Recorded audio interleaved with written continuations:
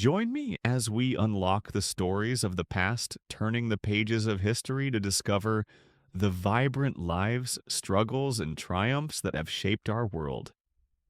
You're stepping into a time where bathing was an activity of ritual rumor and occasionally regret. The air smells faintly of wood smoke with a sharp tang of human effort and the absence of lavender. A rooster crows outside. You sit up on a straw mattress and stretch. You're about to face the medieval world one without showers, deodorant, or in many cases, even soap. You probably won't survive this. So, before you get comfortable, take a moment to like the video and subscribe, but only if you genuinely enjoy what I do here. And hey, post your location and local time. I'd love to see where in the world you're winding down. Wherever you are, I hope tonight brings you rest, comfort, and maybe a curious dream or two. And let's ease into tonight's journey together. You rise slowly, bones creaking, not from age, but from the sheer unforgiving quality of the bed. You glance at the wash basin. It's empty again. Water is something fetched, not flowing freely from a pipe. If you're lucky, someone remembered to leave a jug nearby, though it's probably cold and slightly cloudy. There's a rough cloth to dab your face. Maybe you'll feel marginally cleaner, maybe not.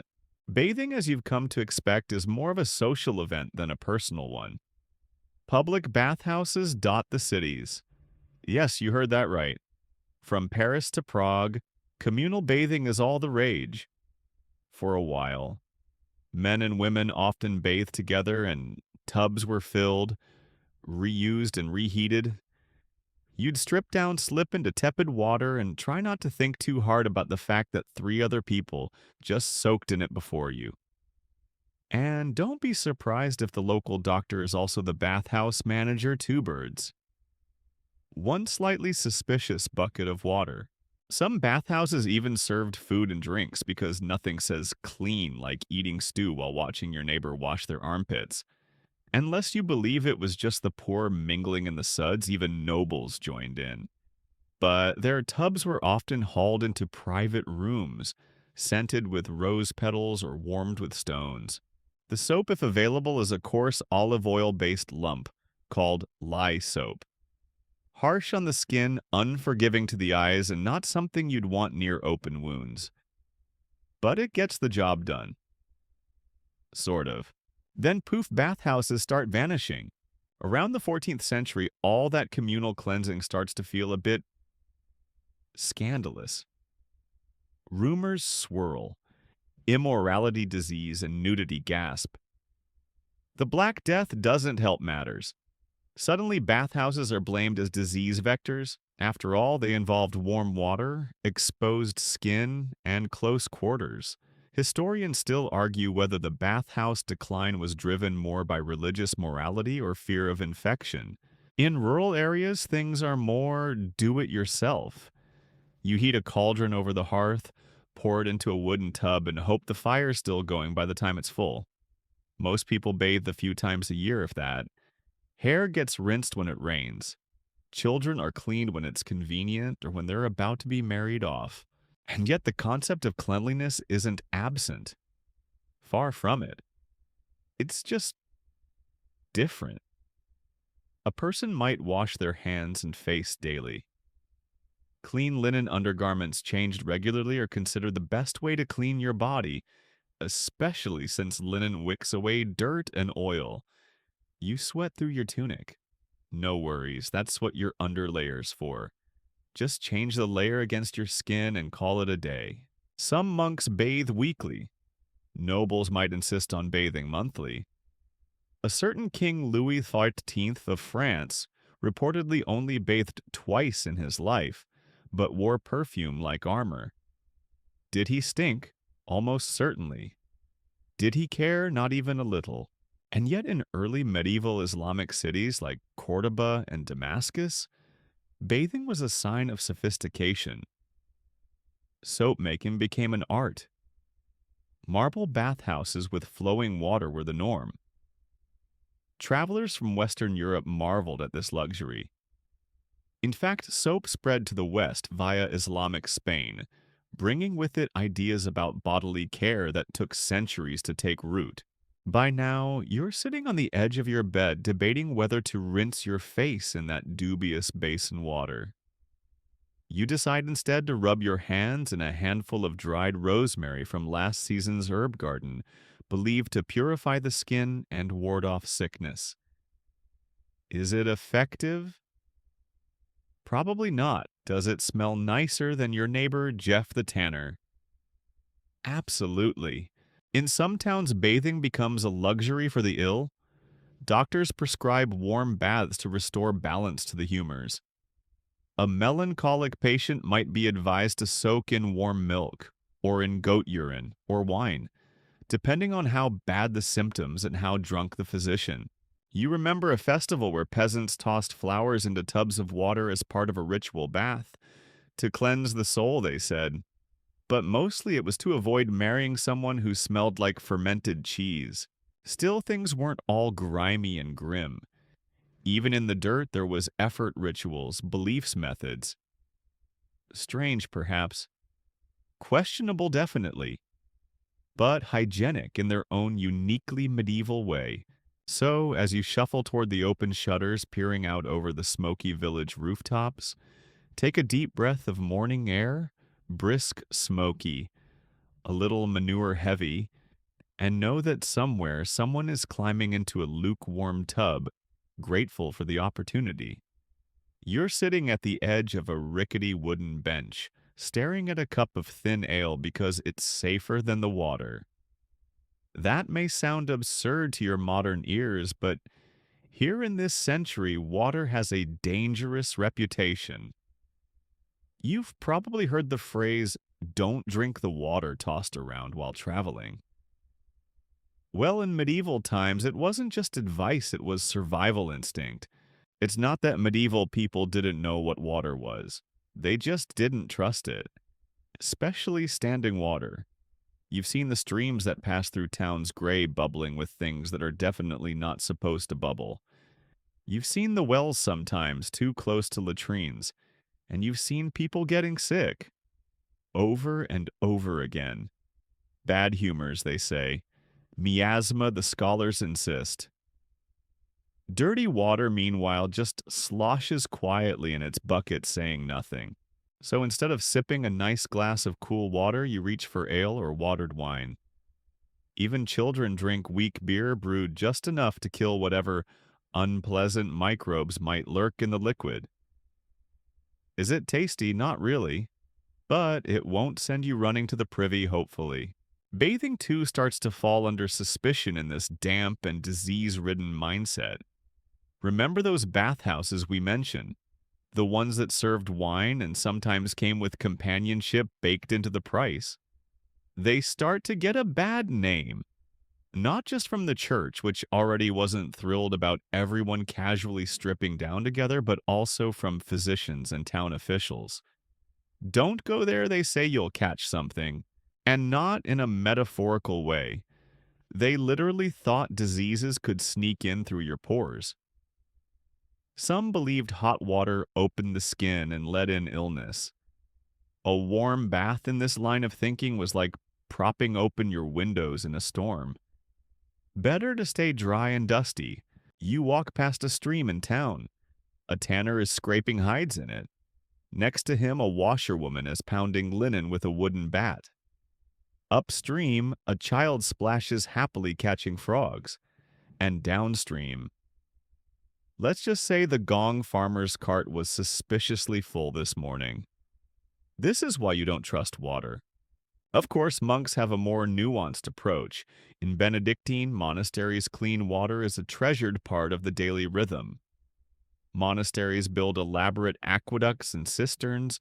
Some even install rudimentary plumbing systems to move fresh water through the cloister. The monks wash their hands before meals. They clean their feet before entering sacred spaces. They wash their bedding. It's not exactly a spa, but it's impressively thorough for the time. Still, for most people, cleanliness is localized. You splash your face, maybe your hands and feet. Anything more requires planning and firewood. And yet you do take notice of social rituals around water. Wealthy folks might have servants heat water for hand washing between courses. A knight returns from a journey and demands a basin to wash off the road. There's something ceremonial about it. You don't always bathe to be clean, you bathe to reset to symbolize a shift from one state of being to another. And sometimes water isn't for washing at all, it's for healing. Holy wells dot the landscape, each promising cures for gout blindness, infertility. You visit one near the village of St. Winifred's. The water smells faintly metallic. A blind man soaks his feet. A woman presses damp cloths to her temples. No one questions whether it's sanitary, it's sacred after all. Historians still argue whether medieval people were truly afraid of water or simply cautious based on practical experience. Was it fear or just well-earned skepticism? Either way, you learn to respect the dangers and the rituals. You know that the bath might soothe your bones but leave your skin vulnerable. You know that drinking from the stream could quench your thirst or invite days of stomach cramps and worse. So instead, you keep drinking your ale. And when it's time to wash, you do it with care. A clean cloth boiled water cooled to lukewarm, a few crushed mint leaves to scent the bowl. You wipe yourself down not out of fear, but out of respect for the balance between cleanliness and survival. Your neighbor Jeff insists he drinks rainwater collected in a wooden barrel behind his house. You don't have the heart to tell him there's a squirrel decomposing in it. He says it tastes nutty. You decide not to ask. But not all water is evil. In noble homes, fountains aren't just decorative, they're functional. Some castles have channels that carry spring water to kitchens and gardens. It's filtered through gravel or sand. It's primitive but clever. A hint that medieval people, despite all appearances, were trying.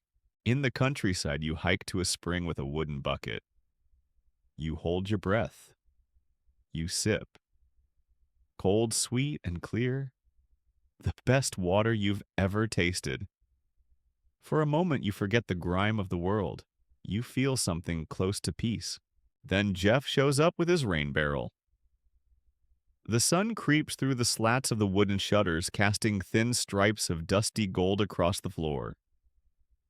You stir under a woolen blanket that smells faintly of old smoke, and if you're honest, just a touch of goat. It's morning, and as a responsible member of the medieval world, you have hygiene to tend to, though morning routine might be too generous a term. You sit up scratching your scalp absent-mindedly and reaching for the chamber pot, tucked discreetly near the foot of your bed. It's not glamorous, but it beats stumbling through a muddy courtyard in the dark. You empty it into the garden pit later. Or someone else will. That's tomorrow's problem. Before doing anything remotely productive, you address the ritual of self-care, 14th century style. First, the face. If your household is reasonably organized, someone's fetched a pitcher of water and poured it into a ceramic basin. You dip your fingers in and splash your cheeks. The water's icy and shockingly effective at waking you up. You might rub a bit of coarse linen over your face to remove the grit that settled overnight, but there's no soap. Just friction, a bit of spit polish, and willpower. Next comes the teeth. No peppermint toothpaste, no electric buzz. Instead, you take a chewed stick, maybe from a hazel or willow branch, what some call a tooth twig. One end has been chewed into frayed fibers. You rub it along your teeth and gums, scraping gently, hoping for the best. Some use salt or even ashes as a cleaning powder. Your mouth tastes like campfire, but your breath might now be slightly less offensive to nearby noses. A few nobler types might rinse their mouths with wine or vinegar. The monks in town chew mint leaves or fennel. You found a recipe once in a manuscript that suggested crushed sage mixed with honey to rub on the gums. You tried it. You regretted it. Your mouth stuck together for an hour. Then comes the hair. You run your fingers through the tangled mess atop your head. Combs, if you have one, are made of wood or horn, often double-sided and incredibly fine to help trap lice, which is necessary. Because if you don't have lice, someone in your house does.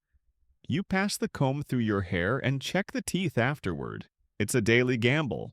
If you're of noble status, you might have a servant help you with this part, combing, braiding, maybe rubbing scented oil through your scalp to keep it from drying out under your coif or hat. Rosemary infused olive oil is a favorite, but let's not kid ourselves, it's masking more than it's fixing. Under your clothes, you wear a linen shirt or shift clean if you're lucky. Linen, as it turns out, is your skin's best friend. It absorbs sweat and oil, acting as a medieval sponge for all your bodily chaos. You'll change your linen far more often than you'll bathe. If you're rich, you might own several sets. If not, you wash your single shift in the river when the weather allows and go without while it dries. Bracing. Your outer clothing. Likely unwashed for months. Wool doesn't need it, they say. Just brush it off, shake it out, pray. You take a moment to clean your fingernails with the tip of a knife. Nothing dramatic, just removing visible dirt. Hands are scrubbed with sand or ashes at times, particularly before meals. It's not softness you seek, but friction. And deodorant. That concept doesn't quite exist yet. But you tuck a sachet of dried lavender into your underlayers. It's pleasant and might fool a passing cow into thinking you've recently bathed. For some, a perfumed glove is the secret weapon. You put one on, wave it casually under your nose when the smell of humanity becomes too bold. It's elegance meets emergency response. Now, fully refreshed, you step outside into the crisp morning. The village hums to life. Smoke rises from hearths. Chickens scurry underfoot. You nod to a neighbor who's brushing his teeth with a twig that's definitely seen better days. Children run barefoot through mud. A woman scrubs a pot with sand and water from a puddle. Someone dumps slops into the lane. You sidestep it with a practiced ease. In the distance, a friar walks through the village square ringing a bell. Not for prayer, but to remind townsfolk to clean their privies before market day. Hygiene, after all, is a community effort, especially when everyone shares the same roads, wells, and air. But not everyone takes it seriously. You pass a man who clearly hasn't changed his tunic since Easter. It's October. He smells like onions and despair. You wave politely. Sometimes noble households begin their day with a hand-washing ritual. Guests are offered basins and towels. The act is both practical and symbolic, clean hands, clean conscience. But it's mostly for show. Behind the curtains, the cook is wiping grease off her arms with a piece of yesterday's bread. Still, you find little tricks that make you feel better. A splash of rose water behind the ears, a change of linen, a clean comb, maybe even a handful of herbs tucked into your hood to ward off lice and evil spirits. 2 birds, 1 sprig of thyme. Historians still debate how much people cared about personal hygiene. Some say medieval folk were surprisingly clean when they had the means. Others argue that washing was rare, reserved for special occasions like Easter weddings or plague quarantines. The truth, like most things, probably lies somewhere in the middle. So here you are, having completed your daily routine, with a stick, a splash, and a prayer. Not exactly a spa day, but in your world it's enough. You straighten your tunic, brush crumbs from your sleeves, and step forward into another glorious, vaguely fragrant day. You arrive at the manor house, a creaking, drafty structure that nonetheless reeks of wealth, literally.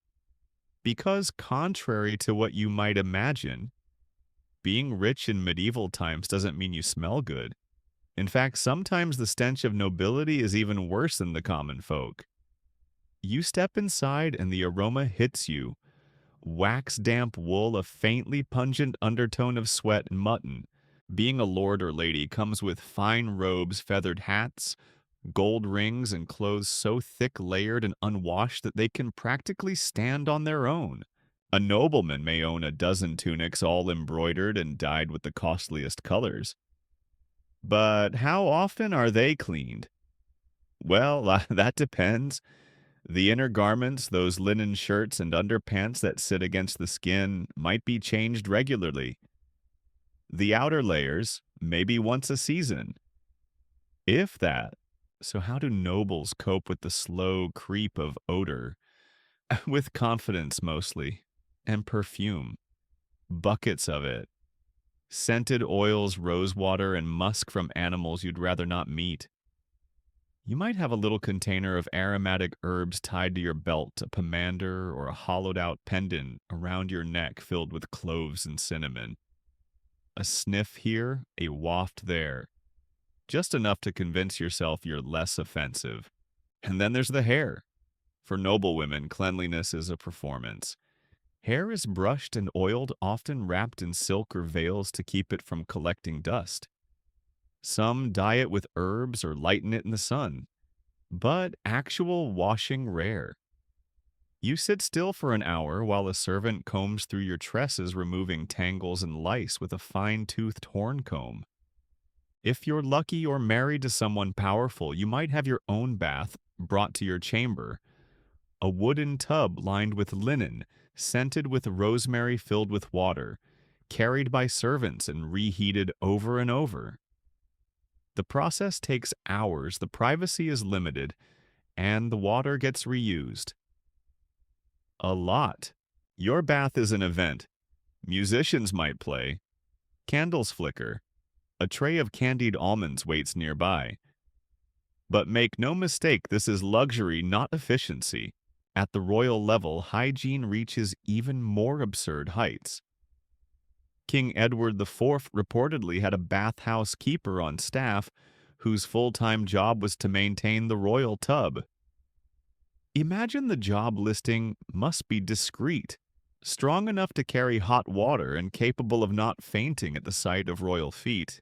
Yet, despite all this ceremony, the reality is that many nobles are as fragrant as the fields. Not for lack of concern, but because beliefs about cleanliness are, well, a bit murky. Water is still seen with suspicion. Doctors argue about how often one should bathe. Some think a bath once a month is excessive. Others argue it depends on your humors. Are you melancholic? You might need a lukewarm soak in goat's milk and crushed roses. There's also a moral layer. The church sometimes frames excessive cleanliness as a sign of vanity or pride. You're supposed to care more about your soul than your smell.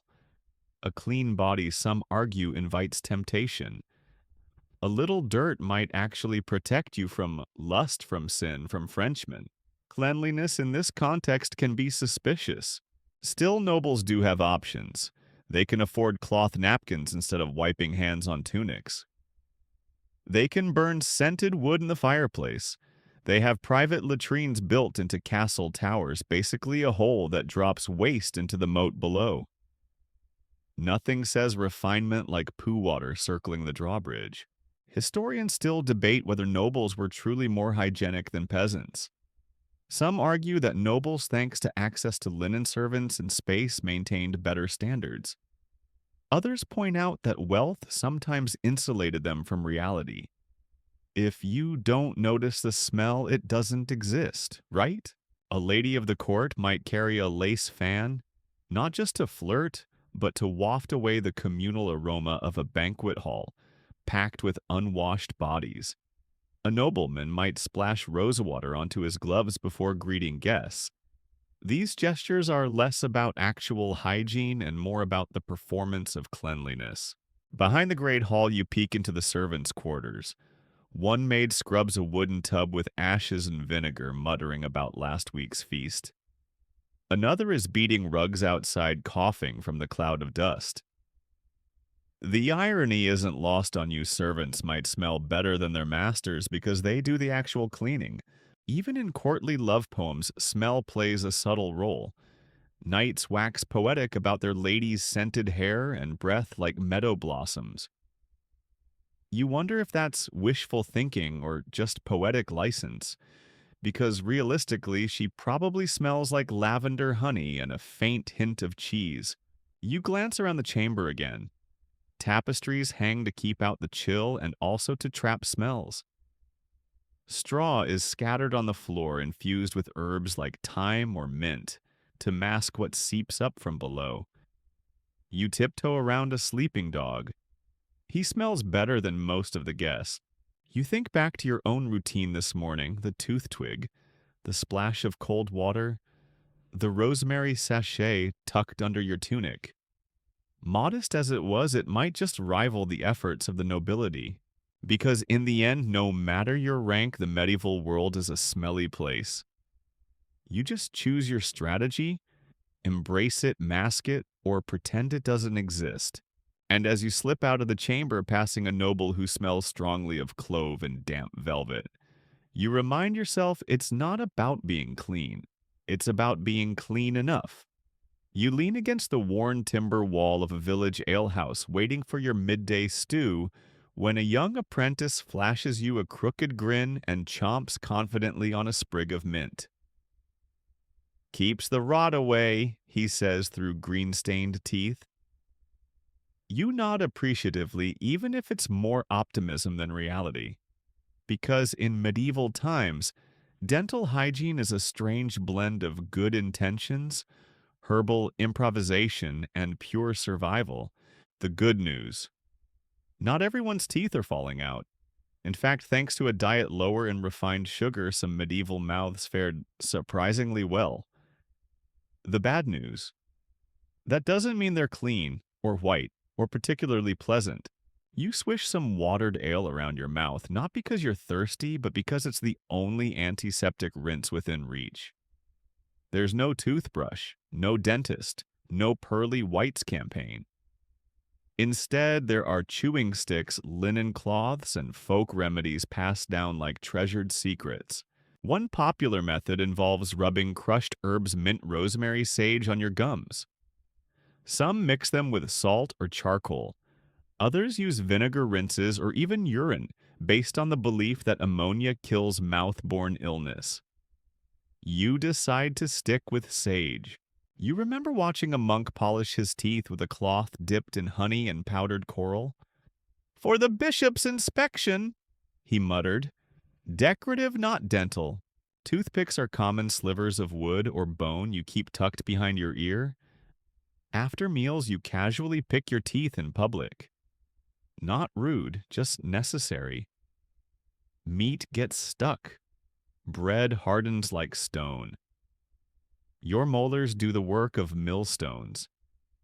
You can practically hear them grind. Some people chew cloves to freshen breath. It helps. Until you get too close to someone with an abscessed molar. Then not even a barrel of cloves can save you. Open your mouth. You'll find teeth that are often stained, worn down, cracked, or missing. But interestingly, many skulls from the medieval period show less decay than modern ones. Historians still argue whether this is due to better diets, lack of sugar, or simply lower life expectancy. Fewer years, fewer cavities. In noble circles, dental care becomes a curious mix of superstition and surgery. A 13th century manuscript recommends rinsing with wine and reciting a psalm. Another prescribes applying a mixture of boiled mint rock salt and ground staghorn. Someone even suggests holding a roasted onion to the cheek. Whether this works is debatable. When things get truly dire, you turn to the barber surgeon. He'll pull the offending tooth with a pair of iron tongs, ideally, after a gulp of strong drink. If he's kind, he'll heat the tongs first. If not, well, brace yourself. There's no anesthesia, but there is a small crowd gathering to watch. You once met a man who tied a string from his loose tooth to the tail of a donkey and slapped it. It worked. Sort of. He also lost half his gum, but he claims it gave him character. Women, especially noble women, sometimes rub burnt rosemary on their teeth to whiten them. Others go to great lengths to dye their lips red and their teeth black. Yes, on purpose, because pale skin and dark teeth were considered fashionable in certain regions and periods. You try not to judge. After all, people in your time get veneers. Some monks are surprisingly fastidious. Dental hygiene is wrapped into their daily routine with written instructions on how to clean the mouth after meals. A few monasteries even grow mint and parsley near the cloisters, not just for cooking, but for oral care. One friar claims he hasn't had a toothache in 5 years, then again, he only eats broth. Meanwhile, peasants do what they can. Your friend Edith, a washerwoman, swears by chewing on apple bark. Jeff the tanner uses ashes from oak fires. They both still have most of their teeth, though Jeff's breath could knock over a mule. There's an understanding in medieval life that pain is inevitable. A sore tooth is just part of the human condition. When it becomes unbearable, you pray to Saint Apollonia, usually the patron saint of toothaches.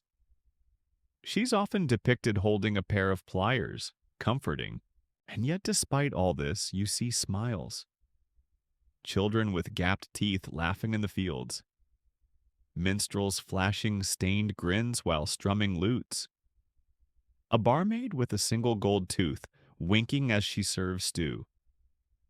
Teeth may not be perfect, but they are functional. And for most people, that's enough. You notice that few people cover their mouths when they speak. There's no shame in bad teeth. It's life. Everyone deals with it. And no one's judging your breath when theirs is just as questionable. You think back to the apothecary in town who sells a paste made of salt, crushed pearl, and vinegar. He calls it dentifrice. You tried it once, your gums bled for 2 days. He said that meant it was working. Historians still debate whether dental hygiene was as neglected as we assume. Some argue that our image of a toothless, grinning peasant is exaggerated. After all, the tools were there: herbs, twigs, cloths. The awareness was there. The effort sporadic but sincere. So tonight before bed, you chew a mint leaf, scrape your molars with your trusty twig, and rinse with what's left of your ale. It's not perfect. It's not even pleasant, but it's yours. You spit out a tooth splinter. It's fine. You didn't like that one anyway. You kneel beside a crumbling stone chapel, hands muddied from weeding the herb garden, and take a moment to breathe in the smell of damp earth and wild thyme. The scent is oddly calming. You've worked hard today. You've sweat bent, lifted, knelt, and occasionally muttered curses under your breath that would shock the local priest. Now your body is a little sore and a lot filthy, but instead of heading for a long, hot shower, as you might in another century, you pause. Because here in this age, there's a question humming at the back of your mind. Is it even good to wash right now? You brush your hands clean on your tunic. No napkins here, and recall the friar's sermon from last Sunday. Cleanliness is next to pride, he had warned, eyeing the merchant's polished boots. And pride is the devil's mirror. You've heard this before. In medieval thought, there's a tension between physical and spiritual purity. Being too clean is sometimes considered suspicious. Does it mean you're vain, obsessed with worldly appearance, or, heaven forbid, French? There's a quiet but steady religious belief that embracing dirt is part of embracing humility. That denying the flesh its comforts brings you closer to God. Some saints wore hair shirts and rubbed ashes into their skin. One holy woman famously refused to bathe for decades, offering her unwashed state as a living sacrifice. Historians still argue whether she actually smelled as bad as the records claim, or whether her odor was exaggerated to prove her piety. You'd rather not test that theory firsthand. But it's not all extremes. Most common folk simply strike a balance. Clean enough to be comfortable, dirty enough to be taken seriously. You notice that certain rituals of cleansing are reserved for specific purposes. Before entering a sacred space, you wash your hands and feet. Before a feast, you rinse in rosewater. Before marriage, a full-body scrub with herbs and oil might be arranged, though how thorough that scrub is depends heavily on your social standing and access to warm water. Nobles still indulge in the occasional bath perfumed and attended. Peasants use rivers and rain. And then there are those strange in-between folk, minor clergy, scribes, merchants who seem to drift between both worlds, always slightly damp from ritual washing or half-hearted attempts to stay presentable. In the monastery, you watch monks carefully follow their rule. They wash before prayer, before meals, after work. Cleanliness isn't just about health, it's about discipline. An orderly body reflects an orderly soul. The Benedictines take it so seriously they have designated wash days and communal bathhouses, separated by status and rank, of course. And yet outside these walls, suspicion clings to excess. A clean face might invite comment. What are you trying to prove? A man with groomed nails might be accused of laziness or worse, vanity. You once heard a widow in town whisper that her new neighbor looked too tidy to be honest. Superstition tangles with soap. You remember old Magda, the village wise woman, who insists that washing your body during certain moon phases makes your skin weak. She advises against bathing on Tuesdays, bad luck. And if you must wash your face, do it with dew collected from the petals of a holy flower. Anything else risks letting evil spirits in through your pores. You nod politely when she speaks, but quietly keep your own routine. You like your hands clean, your nails short, your linens changed when possible. Then again, you don't advertise that. There's even discomfort around children being too clean. They'll catch cold, your neighbor mutters. Let the dirt protect them. Which might sound ridiculous now, but in a world of open hearths and cold drafts, it makes a strange kind of sense. Doctors of the age, those grim, furrow-browed men with feathered caps and alarming tools, have their own theories. Some argue that excessive bathing weakens the body. Others claim it opens the skin to bad airs. Still others recommend regular steam baths, herbal compresses, and vigorous rubbing to expel humors. It's confusing, conflicting, but above all medieval. So you go on with your day. You don't scrub yourself raw, but you do wash your hands. You rinse your feet before bed. You tidy your hair with a comb dipped in vinegar. It stings, it works, sort of. You tuck a sprig of rosemary behind your ear, not just to smell nice, but to keep bad spirits at bay. Or at least to impress the miller's daughter. You clean your clothing as best you can, scrubbing stains with ashes and soapwort. You air out your boots. You sew in a patch of scented herbs, partly for hygiene, partly for hope. You find your own rhythm, your own threshold for filth, your own little acts of defiance against the creeping weight of superstition and dirt. And when you hear the friar railing once again against vanity, you smile quietly. Because you know something he doesn't, that a clean hand, a washed face, a combed head, they're not pride, they're perseverance. You're lacing up your ankle boots, brushing hay off your tunic, and preparing for market day when it hits you that faint, sour odor rising not from your body but from your clothes. You lean in, give your sleeve a cautious sniff and wince. It's been 2 weeks since you washed your shift. Possibly longer, who's counting? You shrug. It'll have to do. In medieval life, clothes do far more than keep you warm. They signal status, protect you from the elements, and serve as your first and often only layer of defense against visible grime. But here's the catch. Most clothing can't be washed easily. Wool shrinks, dye bleeds, fur sours, and soap, when it exists, is precious and harsh. So instead of laundering people, get creative. You wear layers, lots of them. Your base layer is linen, blessedly soft and breathable. It absorbs sweat and body oils, shielding your fancier outer garments from direct contact.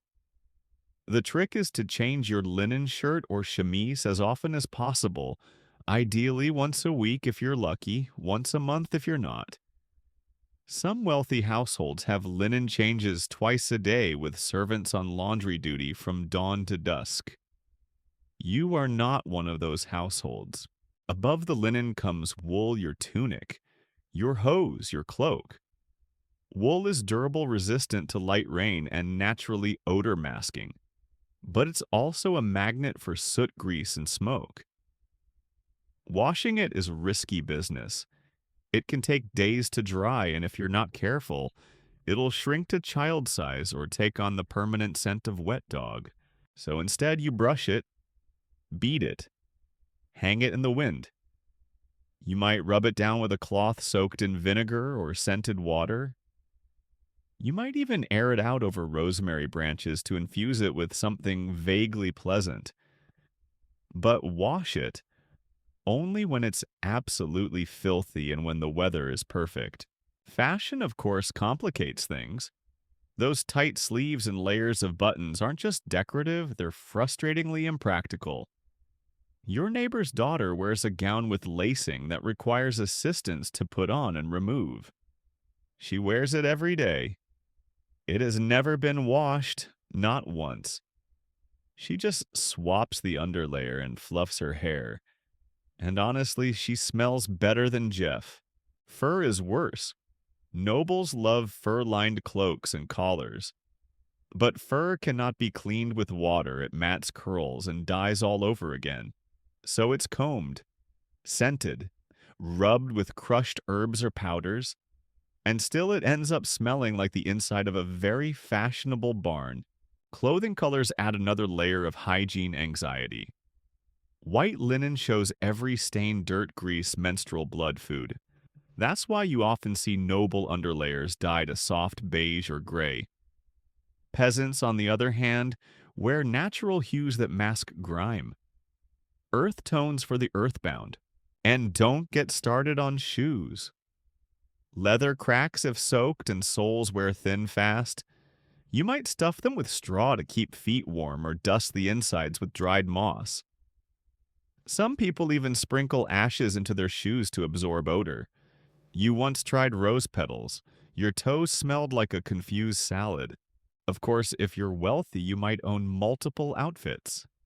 A nobleman might have separate tunics for hunting, court, and prayer. These outfits rotate, are brushed down, and perfumed between wearings. Some households hire full-time garment minders servants, whose entire job is to care for expensive clothing without ever dunking it in water. But if you're not wealthy, and let's be honest, you're probably not, you have 2, maybe 3 outfits total. You patch them, mend them, reinforce elbows and knees. And when one's too far gone, you repurpose it into bandages, cleaning rags, or baby swaddles. Laundry day, when it finally arrives, is a production. You heat water in iron pots, shred lye soap, stir with sticks, and pound clothing on river rocks. Your arms ache. Your back screams. And yet there's something cleansing about it, not just for the clothes, but for you. You drape your shirts over hedges, hang trousers from tree limbs. Pray it doesn't rain. Pray no goats nibble them. You hear stories of people caught in storms soaked to the bone and deciding that counted as a wash. It doesn't really, but no one blames them. Historians still argue whether medieval people were indifferent to clothing hygiene or simply resigned to its difficulty. Did they not care, or did they care desperately and just lack the resources? Maybe both. One thing's certain, appearances mattered. Even if you couldn't wash your cloak, you could brush it, relace it, and walk into the town square with your head held high. Cleanliness was as much about posture as soap. You finish adjusting your tunic. The hem is fraying and there's a mysterious stain near the pocket. You scrape at it with your fingernail, shrug, and cover it with your belt. As you head into town, you catch a whiff of someone's freshly aired cloak. Lavender. You smile. They tried. So did you. And in this world of soot and sweat, that's more than enough. You sit on a wooden bench outside the smithy, pulling off your cap to scratch your head. And there it is again, that tickle at the nape of your neck. It's not sweat, not hay. It's something alive. You sigh, yes, it's lice again. In medieval times, no one, not peasants, not nobles, not even monks, escapes the scourge of small, persistent parasites. Lice and fleas are everywhere, in your bed, in your hair, in the folds of your linen. You can comb and boil and pray, but they always come back. Tiny hopping reminders that in this world, personal space is a luxury even your skin can't afford. You pluck a louse from your collar and examine it in the sunlight. It's fat, brazen, possibly smug. You squash it between two fingernails and wipe the smear on your boot. The lice come with company, of course. Fleas, mites, bedbugs, occasionally ticks. Rats, of course, are part of the extended ecosystem, but you try not to think about them. You're already itchy enough. So what do? You fight back with everything short of fire? Your first line of defense is your comb. Not just any comb, a knit comb. Narrow teeth, carved from horn or wood. Carried on your person at all times. You use it every morning and night, pulling it through your hair with a resigned grimace. Sometimes it brings relief.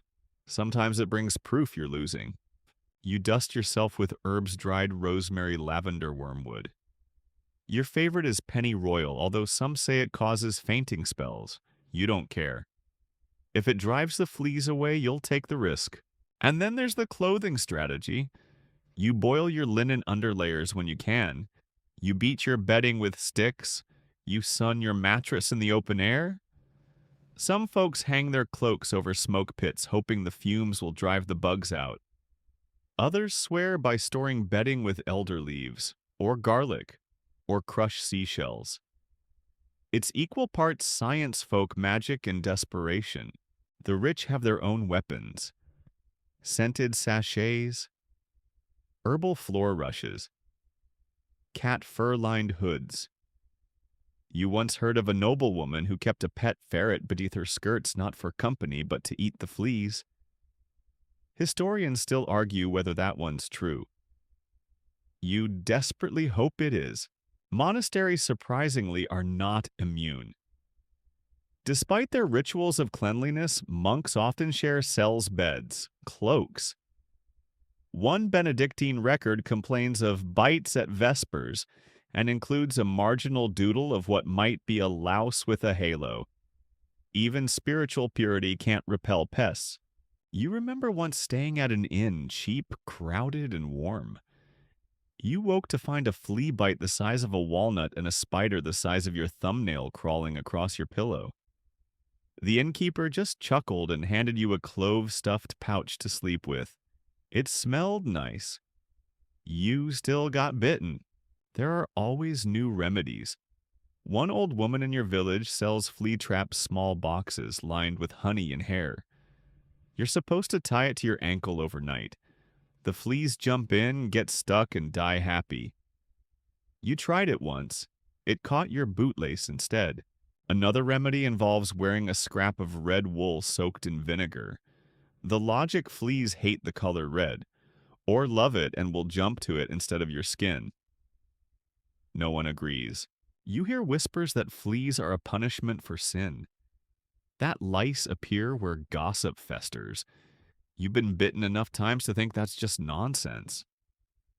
Or maybe your soul's just very chatty. Still, you develop coping strategies. You scratch discreetly. You wear darker colors to hide specks. You share beds cautiously. You keep your hair short if possible. Children, of course, are a lost cause. They run barefoot, wrestle, and straw sleep in heaps. They're walking flea motels. Sometimes you burn your clothes. Or you want to. But cloth is precious, so you patch, boil, shake, light candles, hope. And you're not alone. Everyone's itchy. Everyone's embarrassed. And everyone swaps stories quietly like war veterans comparing scars. You once saw a bishop dressed in velvet discreetly flick a flea off his robes mid-sermon. No one mentioned it. Everyone noticed. Even animals suffer. Dogs scratch themselves raw. Chickens peck at their feathers. Cows get dusted with ash. Horses get rubbed with nettles. It's a kingdom of creatures all under siege by smaller creatures. And still life goes on. You get used to the itching, or you don't. But you learn to live with it. Like the rain, the mud, the gossip, it's part of the atmosphere. Historians still debate how widespread parasite control truly was. Some say people surrendered to the pests. Others point to recipes, tools, and elaborate routines as proof they fought back harder than we assume. You believe the latter. Because when you finally lie down at night, freshly combed and faintly smelling of vinegar, you notice the difference. The absence of twitching, crawling, hopping. A brief, precious moment of stillness. You breathe deep.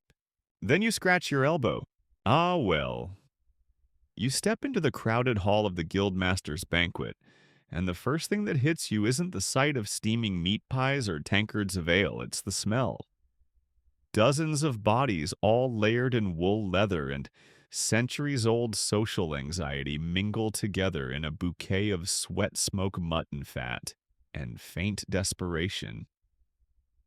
And yet, amid it all, you catch something else. A whiff of lavender, a trace of myrrh. Someone's come prepared, because in a world where soap is rare and bathing is suspect, the real art of hygiene lies in smell management.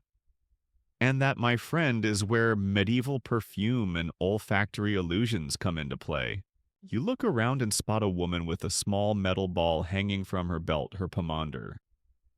Inside, it's packed with crushed herb spices and maybe a slice of orange peel if she's wealthy. As she walks, the motion stirs the scent, creating a fragrant force field against the rising tide of body odor. You feel like clapping. The pomander isn't just for nobles. Apothecaries sell them in all shapes and sizes. Some are ornate silver filigreed shaped like apples. Others are simple balls of cloth soaked in vinegar and stuffed into your sleeve. You once knew a man who carried a pouch of dried sage and bay leaves in his hat. It worked, mostly. Another guest dabs his wrist with rose water. Not real perfume, but close enough. It's made by steeping rose petals in alcohol or vinegar and bottling the liquid. You've tried it yourself. It feels refreshing until it inevitably reminds you of salad dressing. But hey, it's better than nothing. For those with deeper purses, imported perfumes arrive from the Middle East musk civet ambergris. You know, all the good smells harvested from glands and whale vomit. Luxurious and eye-wateringly expensive. A drop behind each ear and suddenly you're the talk of the feast. Or at least no one faints when you pass. Some even sent their gloves. A noble might extend a perfumed glove to you not just as a greeting, but as a tiny act of mercy. Shake hands, inhale, regret nothing. And then there are the herbs.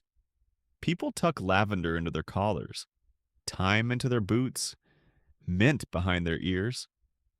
Some keep a nosegay in hand, a small bouquet of sweet-smelling plants originally carried to mask the stench of the street. You hold one too. Yours is half rosemary, half wishful thinking. At church, the priest swings a censer full of incense, not just for religious symbolism, but as a blessed cover-up.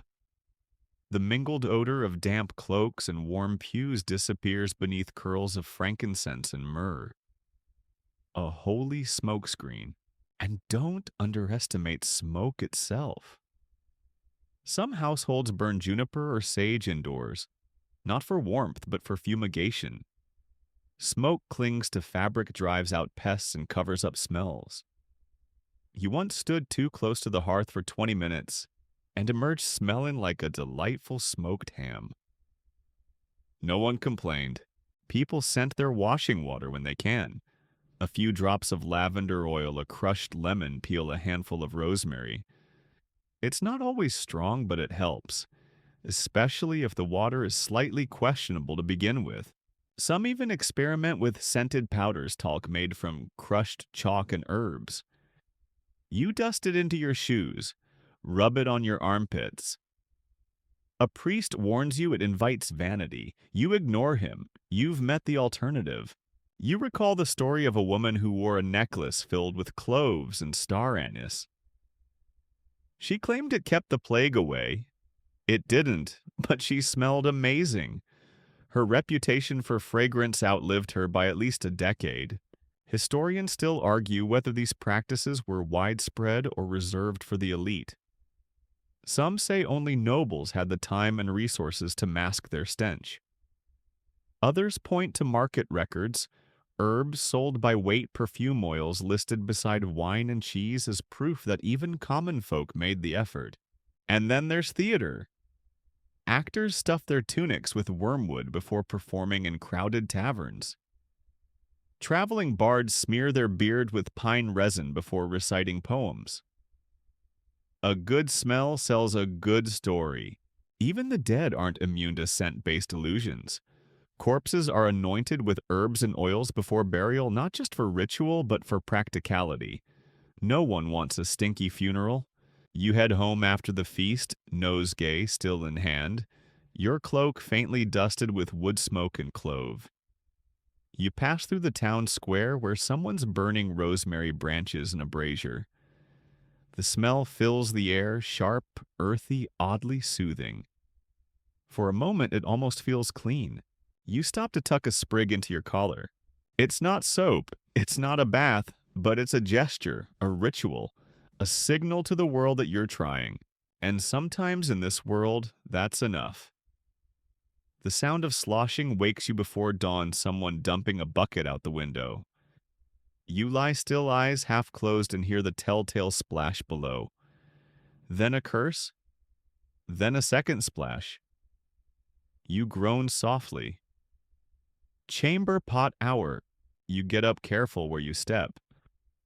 The floorboards creak underfoot, and you avoid the corner where the slop bucket waits. Not everyone had time or energy to empty it last night. Soon enough, though, it'll make its way outside, joining hundreds of others in the daily medieval dance of waste disposal. Welcome to the charming, fragrant world of medieval sanitation. You wrap your cloak around your shoulders and step outside. The morning air is cool, damp, and ripe. The narrow lane behind your cottage is already marked with dark trails, evidence of early risers tossing contents from second-story windows. A shout rings out, Gardyloo, the warning cry from above. You step aside just in time. Yes, people yell before they throw, usually, sometimes. You make your way toward the river, passing a man pulling a two-wheeled cart piled high with, well, muck. Human waste, to be precise. He's a gong farmer, a man paid to empty cesspit's cart a wayager and make sure the city doesn't drown in its own filth. He smells like fermented despair but walks with a swagger. It's dangerous work done at night in silence. And strangely lucrative. People tip well to avoid drowning in their own latrine. Gong farmers are part of an unsung sanitation system that somehow, despite the odds, holds medieval life together. Cities may not have plumbing, but they do have rules.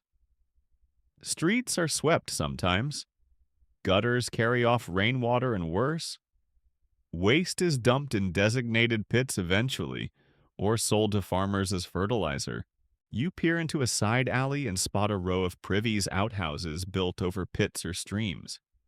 Some are simple wooden sheds. Others in wealthier homes are stone rooms with a hole in a bench that drops straight into a moat or cesspit. They're called garderobes. You smile at the irony. The term literally means guarding the robes. People hung their clothes there because the ammonia fumes killed moths. Fresh air. Not so much. If you're traveling, you might relieve yourself in a roadside ditch behind a tree or into the nearest river. City walls, alleys, even stairwells, if it's discreet and semi private, it's fair game. Sanitation is both necessity and improvisation. Within castles and monasteries, the story is slightly better. Some have rudimentary plumbing stone shafts that carry waste down in a way powered by gravity and wishful thinking. Others have dedicated drafts built into the outer walls, discharging into rivers or dry moats. You once visited a fortress where the waste pipes exited directly into the enemy's side of the moat. You're still not sure if that was a sanitation strategy or psychological warfare. Monasteries often lead the way in sanitation, designing latrines with water channels that rinse the waste away. Monks are surprisingly practical, sacred, yes, but also very tired of smelling each other. You admire their ingenuity. Still, for most people, sanitation is a blend of habit, community, effort, and prayer. Street cleaners, night soil men, washerwomen, they work in the margins, hauling away the consequences of daily life. And often they're looked down upon even as everyone relies on them. Historians still argue whether sanitation practices were as chaotic as they sound or surprisingly well regulated for the time. In London, for instance, city ordinances dictated when and where waste could be dumped, and fines were issued for violators. In Paris, certain bridges had public latrines built onto them. Progress one brick and one bucket at a time. Inside homes, chamber pots rule the day. Ceramic, wooden, or metal, they sit under beds and benches waiting. In the morning, their contents are dumped out windows or into street gutters. Some families keep a designated spot behind the house dug out and lined with ash. It's not glamorous, but it keeps things from piling up. You recall visiting a friend in a fancier household. His chamber pot was pewter, engraved with vines. Elegant, still smelled like everything else. At festivals and markets, the problem grows. Crowds gather, food is served, ale is poured, and nature inevitably calls. Temporary privies are set up wooden enclosures with straw-lined holes. By the end of the day, the air is thick and the ground softer than it should be. But medieval folk aren't unaware of the risks. They associate filth with disease, if not always understanding the mechanism. They know bad smells are dangerous miasma, they call it. Bad air, so they sweep, scatter herbs, and burn incense. It's not germ theory, but it's a start. You finish your walk by the riverbank where laundresses scrub clothes and rinse pots. The water is brown but moving. A child splashes downstream, giggling. You hope he doesn't swallow anything. You take a seat on a mossy rock and watch a barge float past its passengers, holding their noses as it glides by the outlet from town. You can't help but smile. It's easy to scoff, to wrinkle your nose and retreat to the imagined cleanliness of modern life. But here in this world, people do what they can. They build systems. They shout warnings. They pay their gong farmers and trust the river will carry it all away. And somehow, most days it does. You step out of the guild hall and into the midday sun, only to be met by a gust of air that smells like boiled cabbage, wet fur, and something vaguely equine. It's not one smell exactly, it's a cocktail of urban medieval life. You wrinkle your nose instinctively, stepping around a dark, suspicious puddle in the middle of the street. Good choice, because the medieval city is alive. Not just with people, but with odors. Each corner, each alley, each crumbling stone facade has its own distinct perfume, and none of it has been approved by any sanitation department. You take a few careful steps down the cobbled road. It's slick with the residue of a dozen daily activities. Butchers have been at work. Fishmongers, too. A horse relieves itself near a baker's stall, and someone quickly tosses straw over the mess. A helpful gesture, if a little belated. There's no sewage system here, not in the sense you'd recognize. Waste flows wherever it can. Streets are sloped for a reason so that water, rain, filth, and everything in between can exit town without staying too long, in theory. In practice, you're walking through a river of humanity's byproducts. City councils do try. In many towns, regulations are painted on walls or read aloud in public. Don't throw waste in front of your neighbor's shop. Don't empty chamber pots near the church steps. Don't slaughter pigs in the road. Reasonable enough. And yet, pigs get slaughtered, waste gets dumped, and the church steps remain oddly slippery. You spot a street sweeper, a wiry man with a broom made of twigs diligently pushing refuse into piles. It's part civic duty, part performance art. The broom makes little impact, but the intention is noble. Occasionally, a cart arrives to collect the piles and dump them outside the walls. More often, dogs and rats get there first. In wealthier districts, residents pay extra for the privilege of slightly cleaner streets. Water is splashed from windows to rinse away filth. Sand is thrown down to soak up moisture. Herbal strewing powders are scattered along walkways. You step on a patch of thyme and inhale deeply. A small temporary victory. You pass a butcher's shop. The stench of blood and offal is powerful. Guts are discarded into buckets and dragged off by apprentices. Sometimes they're sold to tanners, sometimes to soap makers. Sometimes they just sit there. You pick up your pace. Down by the tanneries, the smell is biblical. Hides are soaked in urine to loosen hair, then scrubbed with chalk and lime. The whole quarter smells like ammonia and ambition. Tanners are usually forced to live on the outskirts of town, partly because of the smell and partly because people suspect their trade is morally tainted. You don't argue. Still, the medieval city is no stranger to creativity. People hang scented cloths in windows. Bakers sprinkle fennel seeds outside to cover the stink. Wealthy homes plant herb gardens under balconies, hoping the aroma will rise. Inside churches and monasteries, you'll find better conditions. The air smells of incense and beeswax. Floors are swept. Cloisters are quiet. For a moment, you feel transported. Then you step back outside and catch the scent of yesterday's fish market in full bloom. Some guilds employ water carriers, men who haul barrels of river water to households without wells.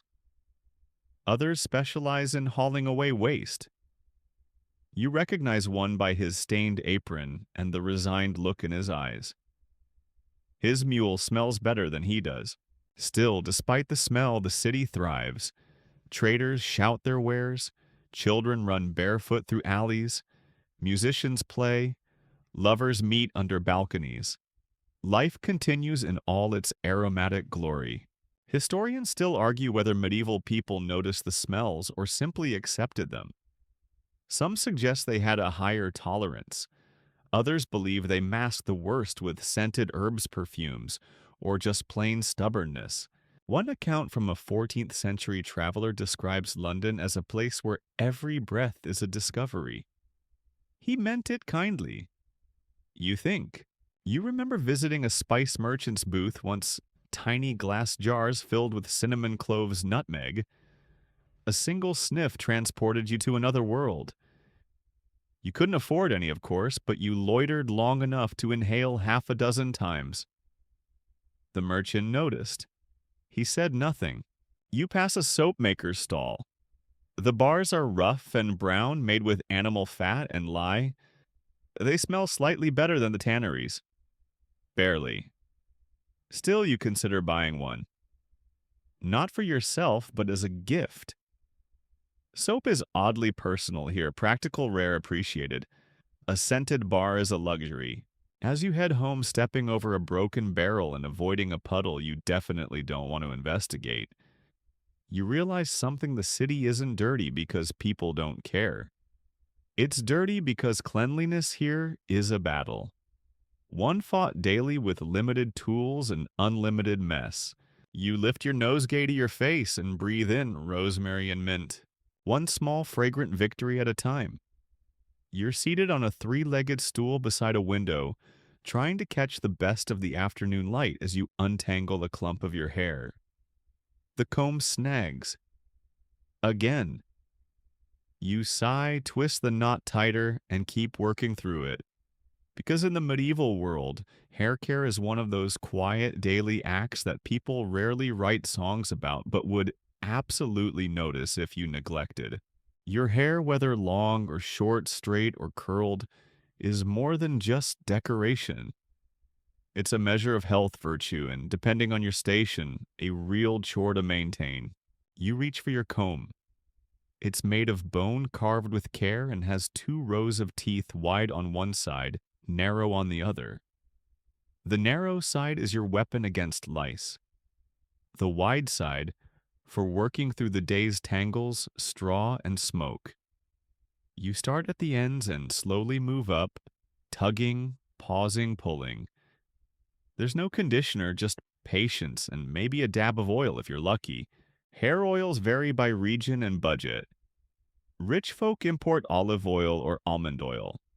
The rest make do with bacon grease lard or even butter. You once tried goose fat. It worked. Sort of, until the dog wouldn't stop following you. For women, long hair is the norm. It's often braided or pinned up tucked beneath a veil or coif. You rarely see it loose unless it's a special feast day or someone's been recently widowed mad or deeply romantic. Children and unmarried girls sometimes wear theirs down a symbol of innocence. You remember being told once that if a woman washed her hair on a Friday with cold rainwater and rose petals, it would stay glossy for a week. You tried it. The results were very cold. Men's styles vary. Some go for a page boy cut, others for shoulder-length curls. Monks, of course, sport the tonsure, a shaved crown surrounded by a ring of hair. The style is meant to mimic Christ's crown of thorns. You always thought it made their heads look like oddly religious puddings. Clean hair is rare but admired. Washing it is an ordeal. You need water warmed if you can afford the firewood plus soapwort or ashes or even beer. You rub it into the scalp, let it sit, then rinse. If you're noble, a servant does this for you. If you're not, you just grit your teeth and hope you don't catch a cold. Once cleaned hair is often scented. Lavender, rosemary, mint, even a squeeze of lemon peel if you're particularly fancy. The smell fades fast, but for a few hours you feel like royalty. Head coverings are as much about fashion as hygiene. A veil keeps your hair clean, keeps lice out theoretically, and protects your scalp from the sun. Men wear caps or hoods for much the same reason. Removing your hat indoors isn't just manners, it's a chance to cool off and let your scalp breathe. Barbers play a key role in hair hygiene. They don't just cut hair, they shave beards, lance boils, and occasionally pull teeth. You once visited a barber who swore that cutting your hair during a waning moon kept demons from settling in your scalp. You booked appointments based on the moon cycle for a month. Did it work? Who knows, but your hair looked excellent. Beards are another battlefield. The truly fashionable keep theirs trimmed and oiled. Frankincense oil is popular among wealthy merchants. Others just rub in pig fat and call it a day. Priests often go clean-shaven, while knights vary, some go full beard. Others opt for the courtly goatee. A wiry blacksmith in your village has a beard so long, and matted children believe it has its own fleas. It probably does. You once met a woman who braided small sachets of herbs into her plait's wormwood to repel bugs' lavender for scent. Her hair jingled when she walked thanks to tiny bells tied to the ends. No one dared stand too close. That may have been the point. Some cultures in this era shave their heads entirely. In the Middle East and warmer climates, a shaven head means cool skin and fewer lice. In Northern Europe, that's less practical, but still seen among penitents pilgrims, or occasionally people who've had a disagreement with the barber. Historians still argue whether most people in medieval times cared about hair hygiene on a daily basis. Some evidence suggests regular combing and oiling, especially among women. Other sources imply people went weeks or months without tending their scalps, especially during war, famine, or festivals. You believe in moderation. A comb, a rinse when possible, and a bit of rosemary tucked in for good measure. Today, you manage to work the knots out without too many curses. You braid the hair loosely, tie it off with a scrap of ribbon, and tuck the end under your cap. You walk outside into the afternoon sun feeling the gentle weight of your braid against your back. A breeze carries the scent of hearth smoke and lavender. Someone's trying a new oil blend. You smile. You'll ask them what it was unless they've gone bald in the meantime. In which case, maybe you'll pass on that recipe. You sit on a low stool in your neighbor Edith's cottage watching her deftly twist a bundle of cloth in her lap. She's making pads, not the kind you're thinking of. These are linen squares, folded, padded with raw wool, and stitched carefully by hand. They're to be washed, dried by the hearth, and reused, because when it comes to women's hygiene in the medieval world, you make do with what you have and you keep it quiet. Very quiet. Menstruation isn't something most people talk about. Not publicly, not easily. There are no pamphlets, no classes, no little starter kits. Instead, it's passed down in whispers, mothers to daughters, midwives to apprentices, washerwomen to other washerwomen. And even then, the advice is tangled up with superstition and shame. You remember your own first time, the panic, the awkward explanations, the whispered prayers. Someone gave you a sprig of mugwort and told you to sleep with it under your pillow to calm the blood. You didn't sleep much. In cities, wealthy women might have access to custom-made pads worn like belts or tied into underclothes. Some even use soft moss or finely carded wool. For others, it's a folded rag changed when needed, washed when possible, and hidden while drying. The shame of being seen airing women's cloth is enough to make you turn 10 shades of scarlet. You've heard of women using sponges soaked in vinegar inserted and removed with a loop of thread. It sounds complicated, risky, and possibly painful. You stick with linen. Bathing during menstruation. That depends who you ask. Some say yes. Warm water helps. Others warn that it opens the body to evil spirits. You once tried a rosemary soak and were accused of vanity and witchcraft. A 2-for-1 special. Superstition clings to women's hygiene like damp laundry. Some say that menstrual blood sours milk, kills bees, or wilts crops. One man insisted his neighbor's cow stopped giving milk because his wife walked through the barn during her unclean days. You nearly laugh, but you've learned not to test people's comfort zones. The church, of course, has opinions. Women are often barred from communion or entering sacred spaces during menstruation. Not always, not everywhere, but often enough. It's not always enforced, but the sense of otherness lingers. You find ways to work around it: prayer in private, whispered instead of sung. Midwives, herbalists, and women's circles keep their own records. You once read a page from a healer's book that recommended sage tea for cramps, nettle infusion for heavy bleeding, and marjoram rubbed into the lower back. You tried the sage. It helped. Slightly. The marjoram, however, just made your cat sneeze.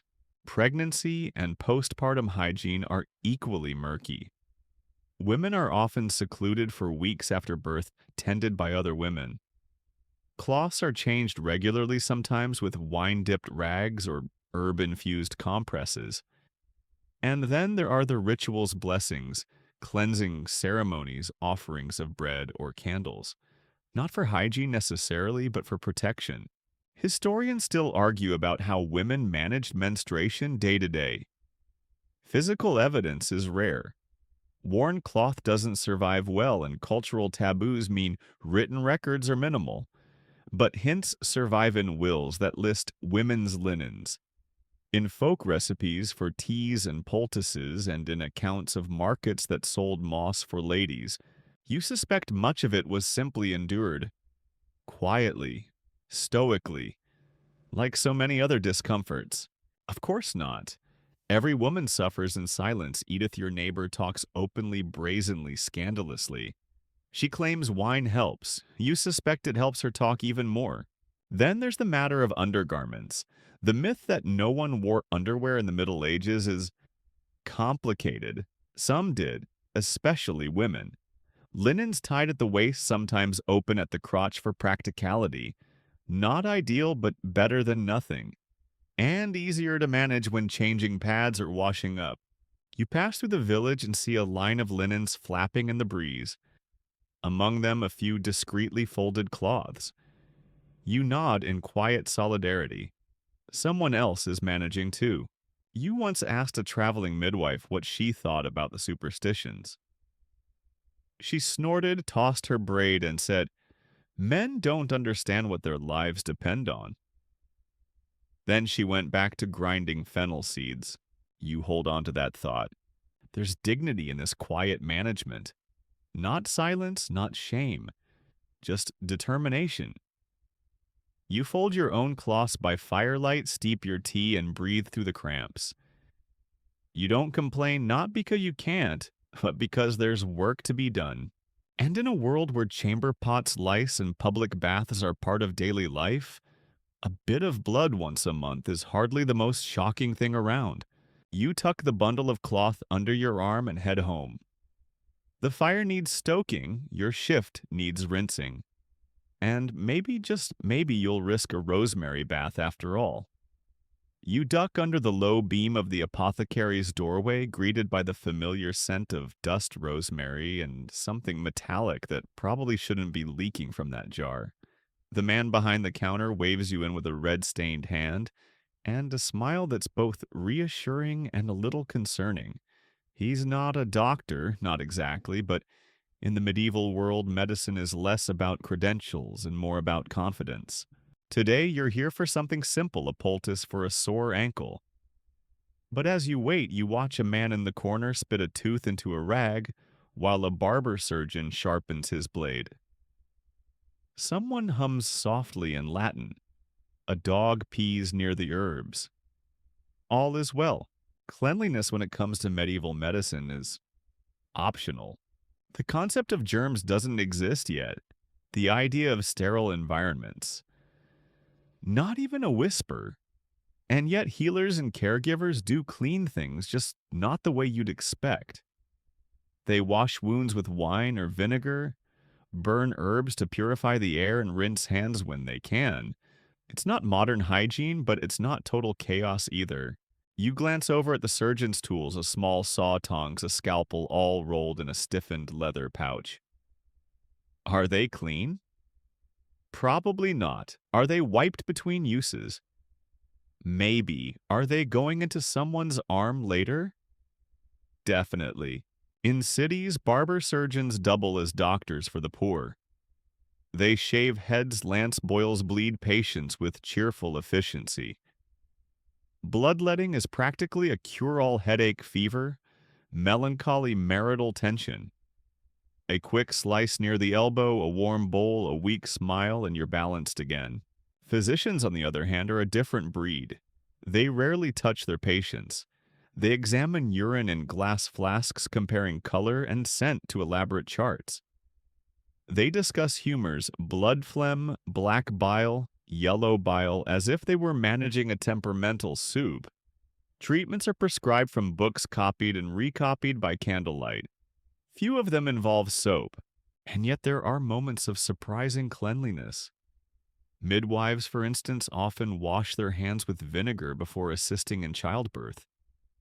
Experienced ones scrub their tools with brine or ash water.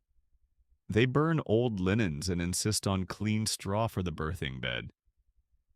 You watched once as a midwife unwrapped a bundle of herbs sage, thyme, yarrow, and boiled them in wine to wash the newborn. It smelled divine. The baby cried anyway. Hospitals, such as they are, range from the barely organized to the oddly impressive. Monastic infirmaries are among the cleanest places you've ever seen. Nuns scrub floors, wash bedding, and insist on airing rooms. They bathe the sick in warmed water, tend to wounds, and mutter prayers with every compress. The walls smell of lavender and beeswax. You'd almost enjoy being sick there if not for the moaning. But outside those rare sanctuaries, cleanliness is mostly improvisation. A cloth dipped in ale, a hot stone wrapped in rosemary, a poultice made from onions and honey. Sometimes shockingly, it works. Honey, for instance, does have antimicrobial properties. But no one knows that yet. They just trust tradition. You recall a neighbor who treated a festering leg wound by placing moldy bread on it. It seemed absurd at the time. Now historians still argue whether some medieval healers unknowingly harnessed the power of penicillin before science caught up. Of course, things don't always go well. Leeches fall out of favor, come back into fashion, and fall out again. One physician recommends drinking mercury, another prescribes pigeon droppings. A third insists on whispering a charm while rubbing the afflicted area with toad fat. You smile politely and pretend to take notes. The plague, when it hits, changes everything. Suddenly, cleanliness becomes urgent. People burn herbs in the streets. Doctors wear beaked masks stuffed with sweet-smelling plants. Houses are whitewashed. Personal contact is limited, though, only after it's too late. And yet, amid the panic, some communities discover that airing rooms, cleaning bedding, and isolating the sick seems to help. You remember the smell of smoke vinegar and fear. The scent never quite leaves. Back at the apothecary's, the herbalist hands you a poultice wrapped in linen. Keep it dry, he says, and don't let the cat eat it. Sound advice. As you leave, you pass a man coughing violently into a rag. The barber frowns and dumps a ladle of wine over his knife before turning to the next patient. A good sign. Historians still debate whether cleanliness was consciously pursued in medieval medicine or simply a happy accident of ritual and practicality. Some argue that even the smallest gestures, hand-washing linen, changing herbal fumigation, had meaning. Others say it was just trial and error dressed in Latin. You suspect it's both, because for all its guesswork and gaps, medieval medicine still recognizes that filth and disease walk hand in hand. People do what they can with what they know. Sometimes that's a boiled bandage. Sometimes it's a whispered prayer. Sometimes it's just wiping the knife. You tuck the poultice under your arm and head home. And when you get there, you'll wash your hands. In ale. Just to be safe. You walk through the Abbey's stone archway and instantly notice something different calm. Not just quiet, but clean quiet. The air smells of beeswax and rosemary. The cloisters echo with soft footsteps, not livestock or squabbling merchants. A novice nods politely as he passes carrying a bucket of water with both hands. His robe is stained, his face solemn, but you notice his fingernails are clean. Welcome to the world of monastic hygiene. It turns out that in a time where most people are scraping the mud off their boots with sticks and whispering to fleas, monks might be the real hygiene champions. In the Benedictine rule, the gold standard for monastic life cleanliness is actually addressed. Not as vanity, but as discipline. Clean hands, clean clothes, clean hearts. Monks wash before meals after labor and often before prayers. There's even designated time each week for bathing, depending on the order and region. You pause at the edge of the cloister garden and marvel at the rhythm of it all. Inside the monastery, there's a surprising level of structure. Lavatoriums, special hand-washing stations, are built into walls. Some are stone basins with running water fed by aqueducts or rain catchments.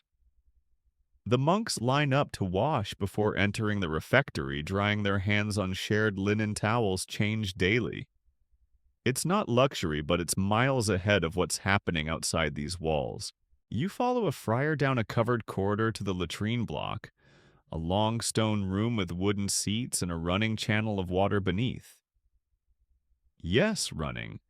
This place has rudimentary plumbing, complete with waste disposal systems.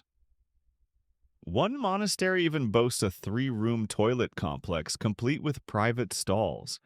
You try not to look too impressed. Latrines are scrubbed with ashes or vinegar. Waste is carried away, sometimes sold as fertilizer. Soapwort is cultivated nearby and used for laundry. A rotation of monks is assigned to keep things tidy. They're not thrilled about it, but they obey.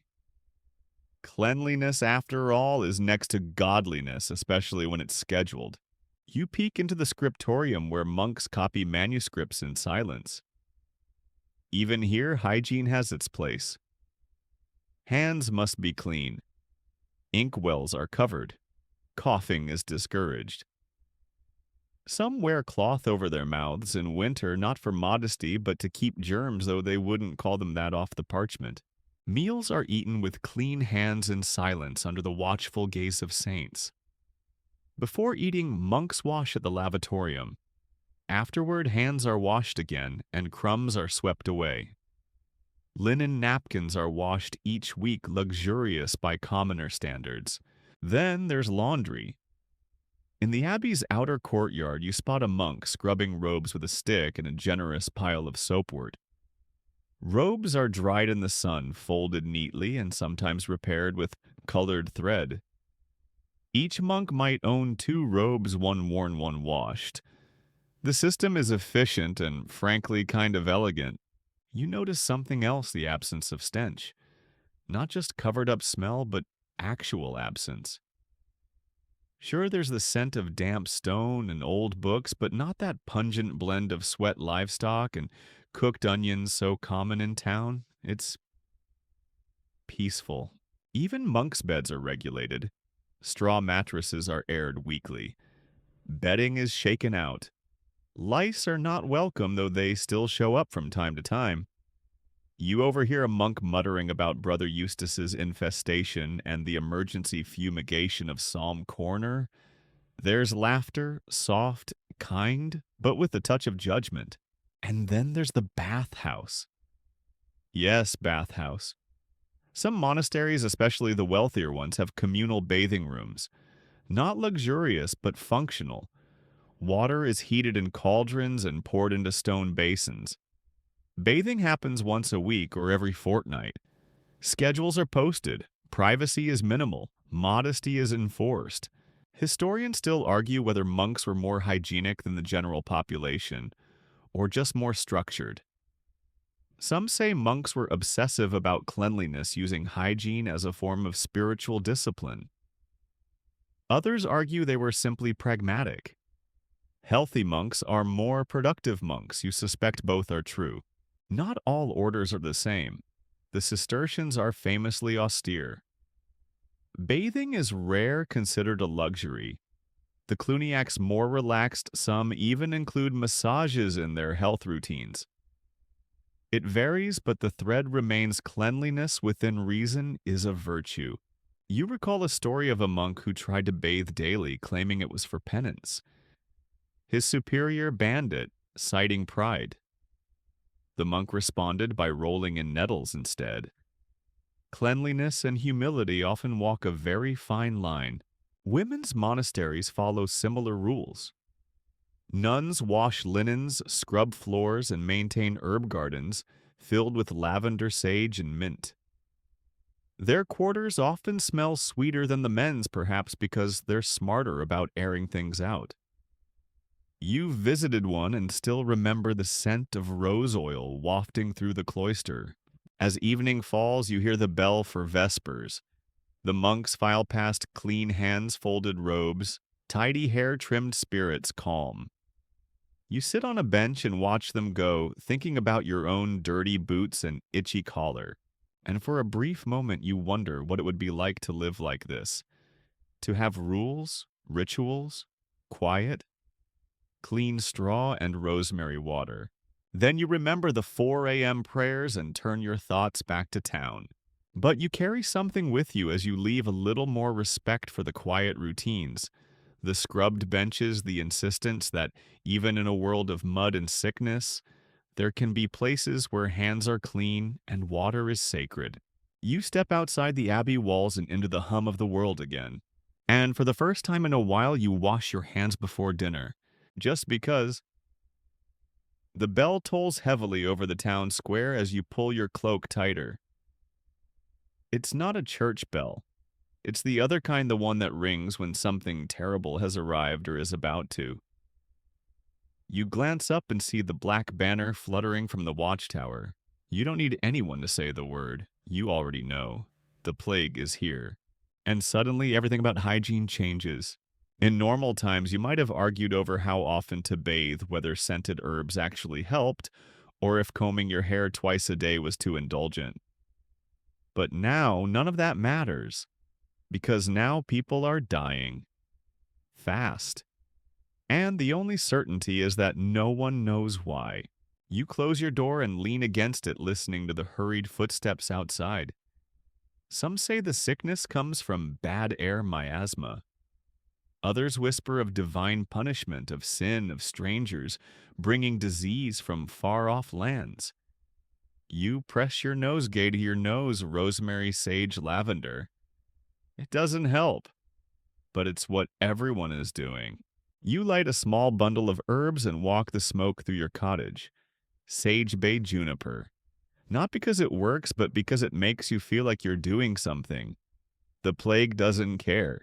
Outside, people wear hoods soaked in vinegar sleeves stuffed with mint. Doctors, those who haven't fled, wear strange bird-like masks with glass eyes and long beaks filled with fragrant herbs. You see one pass, his robe swaying like a shadow. Children whisper that if you see the beak, it's already too late. Washing becomes sacred, or at least strategic. You wipe doorknobs with vinegar, wash hands with ashes. Some people refuse to bathe entirely, believing that warm water opens the pores, letting in the plague. Others obsessively scrub themselves with brine. A woman in the next alley scrubs her floor with wine. You'd laugh if she hadn't buried her husband yesterday. The dead are carried out on carts. The living burn their clothes. Families nail their doors shut to quarantine the sick. Monks chant blessings through masks. Priests swing incense so thickly that church services resemble bonfire smoke. Flagellants march barefoot through town, whipping themselves with ropes, believing the plague is God's judgment. They chant bleed and collapse from exhaustion. You watch from your window as they pass, half horrified, half tempted. Desperation does strange things. In wealthier homes, the response is more methodical baths. With rosewater isolation chambers, imported spices burned over coals. Servants wear scented gloves. Plague doctors demand they be paid before entering. You once heard of a nobleman who sealed himself in a garden pavilion for 6 months, living on herbs and dry bread. He survived. No one else in his house did. You remember the monastery, the calm, the order. Even there, the rules collapse under fear. Monks stop communal prayers. Bathhouses are abandoned. Meals are taken in silence, one at a time. Even the lavatorium is washed with vinegar and sealed off between uses. Still, the sickness spreads. Historians still argue whether any of the hygiene measures helped. Some claim fumigation and hand-washing may have slowed infection. Others argue it was luck survivors simply happened to be farther from rats or fleas or infected people. We know now what they didn't, that the plague was carried by fleas hitching rides on rats, sneaking into homes markets and, yes, bed linens. But they didn't know. So they burned clothes, burned bodies, burned herbs, burned anything that seemed suspicious. You visit a friend who's purifying her home with sulfur smoke. It stings your eyes, makes you cough. She offers you a clove to chew and insists you sleep with crushed sage in your shoes. You do both. What's one more ritual? Doctors recommend bizarre treatments. Onions placed near the bed, crushed emeralds swallowed with wine, toad strapped to the stomach. Bloodletting returns with a vengeance, desperate, pointless, constant. And yet amid the chaos there's something tender. You see people gently wiping each other's faces with vinegar-soaked cloths, washing the feet of the dying, singing hymns through cracked lips. Humanity, even here, even now, endures. Eventually the sickness wanes, fewer carts, fewer cries. The bell rings less, life stirs again cautiously, doors unbar, bread is baked, wells are drawn from. And with that return comes a new awareness. People start to wash more, they air out their homes. Street cleaning becomes more regular, herb gardens grow larger, latrines are rebuilt, moved farther from water sources. It's not germ theory, but it's a step. One born of fear, yes, but also of learning. You step outside after days in hiding the air heavy with the memory of smoke and roses. You lift your arm and sniff. You smell of vinegar, sweat, and rosemary. But you're alive. The leather saddle creaks beneath you as the horse lurches forward, hooves clacking against the uneven road. You shift uncomfortably and realize once again that you've made a critical mistake. You did not pack a second pair of underclothes. Travel in the medieval world is many things romantic. Dangerous, unpredictable, but clean, not even close. You ride past hedges thick with dust fields speckled with dung and inns where fresh bedding means last week's straw has merely been rearranged. Every mile adds to the smell clinging to your boots, your cloak, and the folds of your tunic. The world out here is beautiful. It's also covered in things you don't want to touch. When you finally arrive at the inn, it's late.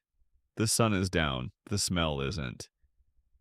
You dismount and hand the reins to a stable boy who looks like he's been sneezed on by 5 different animals. He nods and disappears.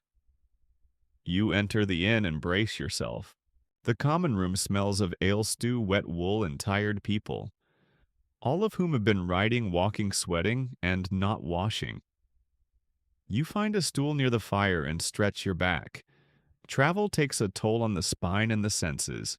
You ask the innkeeper if there's a place to wash. He gestures vaguely. There's a basin out back. Water's cold. You thank him and resolve to splash your face at dawn. Maybe. Traveling hygiene depends on your status. If you're a noble, you might travel with attendants, extra linens, and someone to heat water.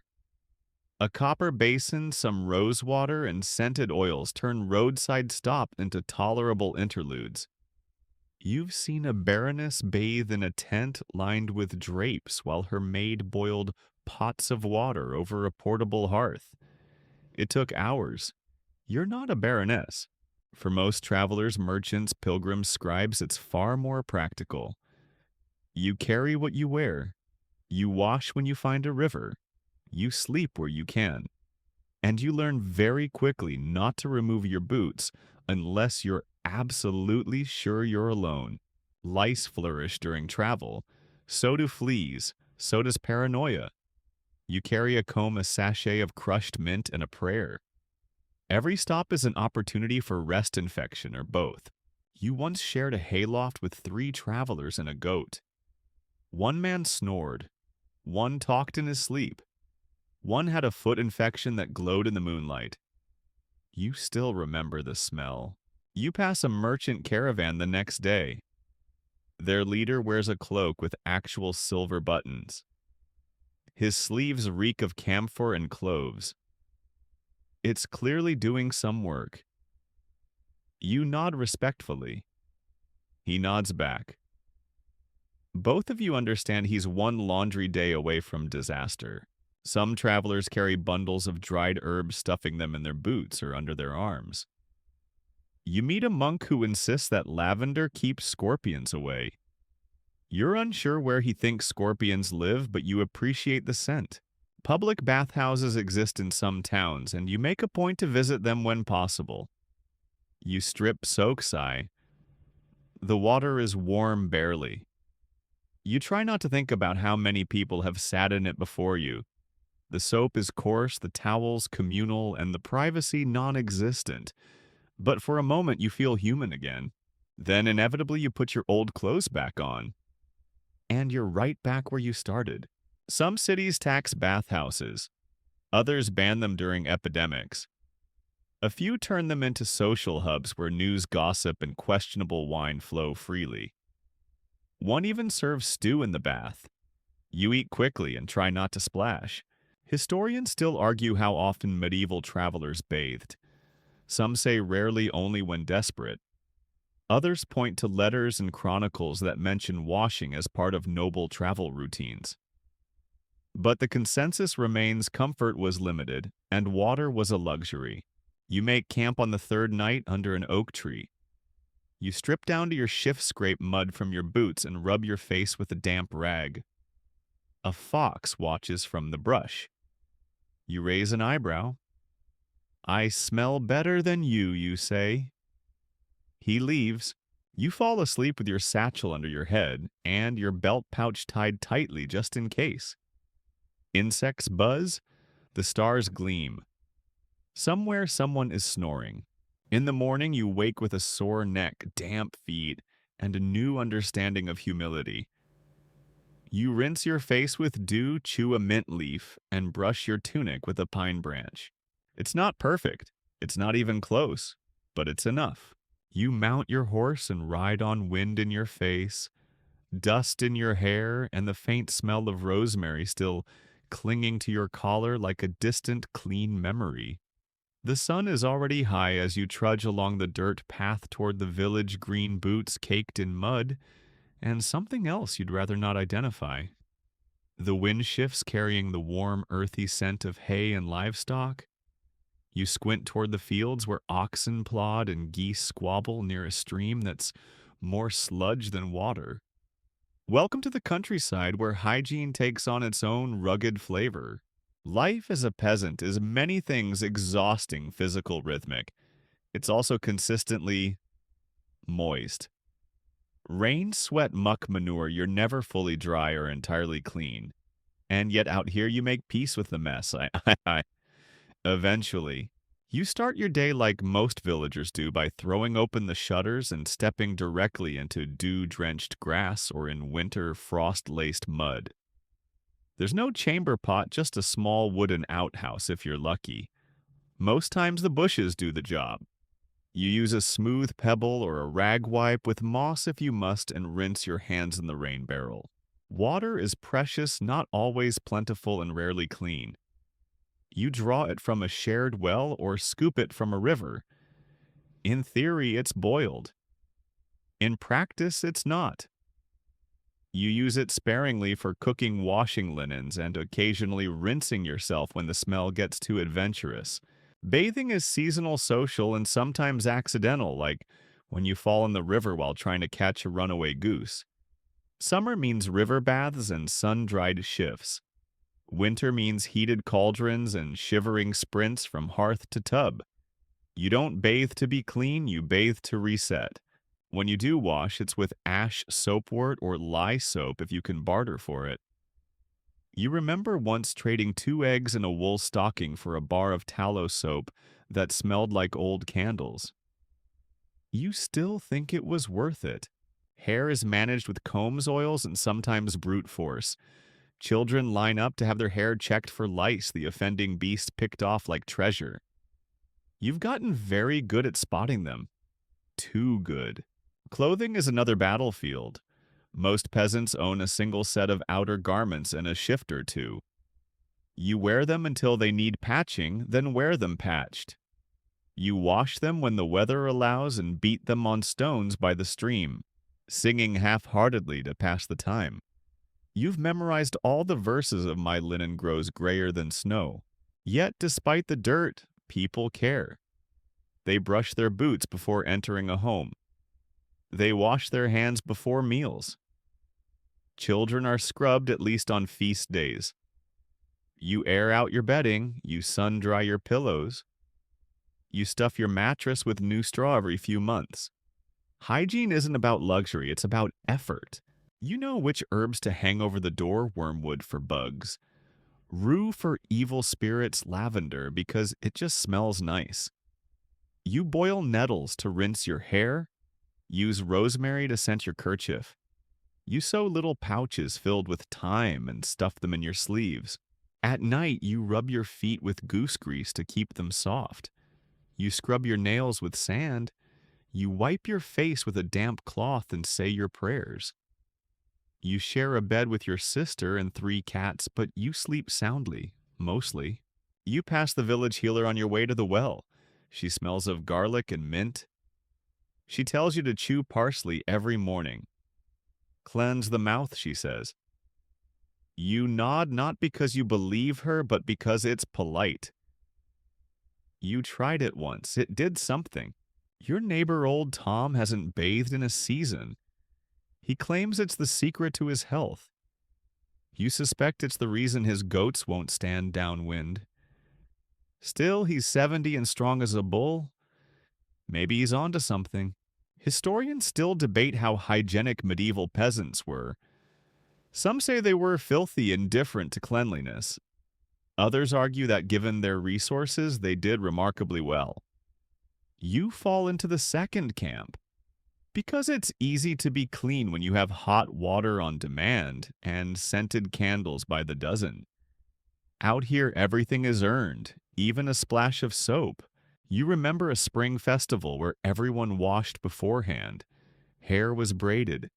Shifts were freshly rinsed. The village smelled briefly of herbs and hope.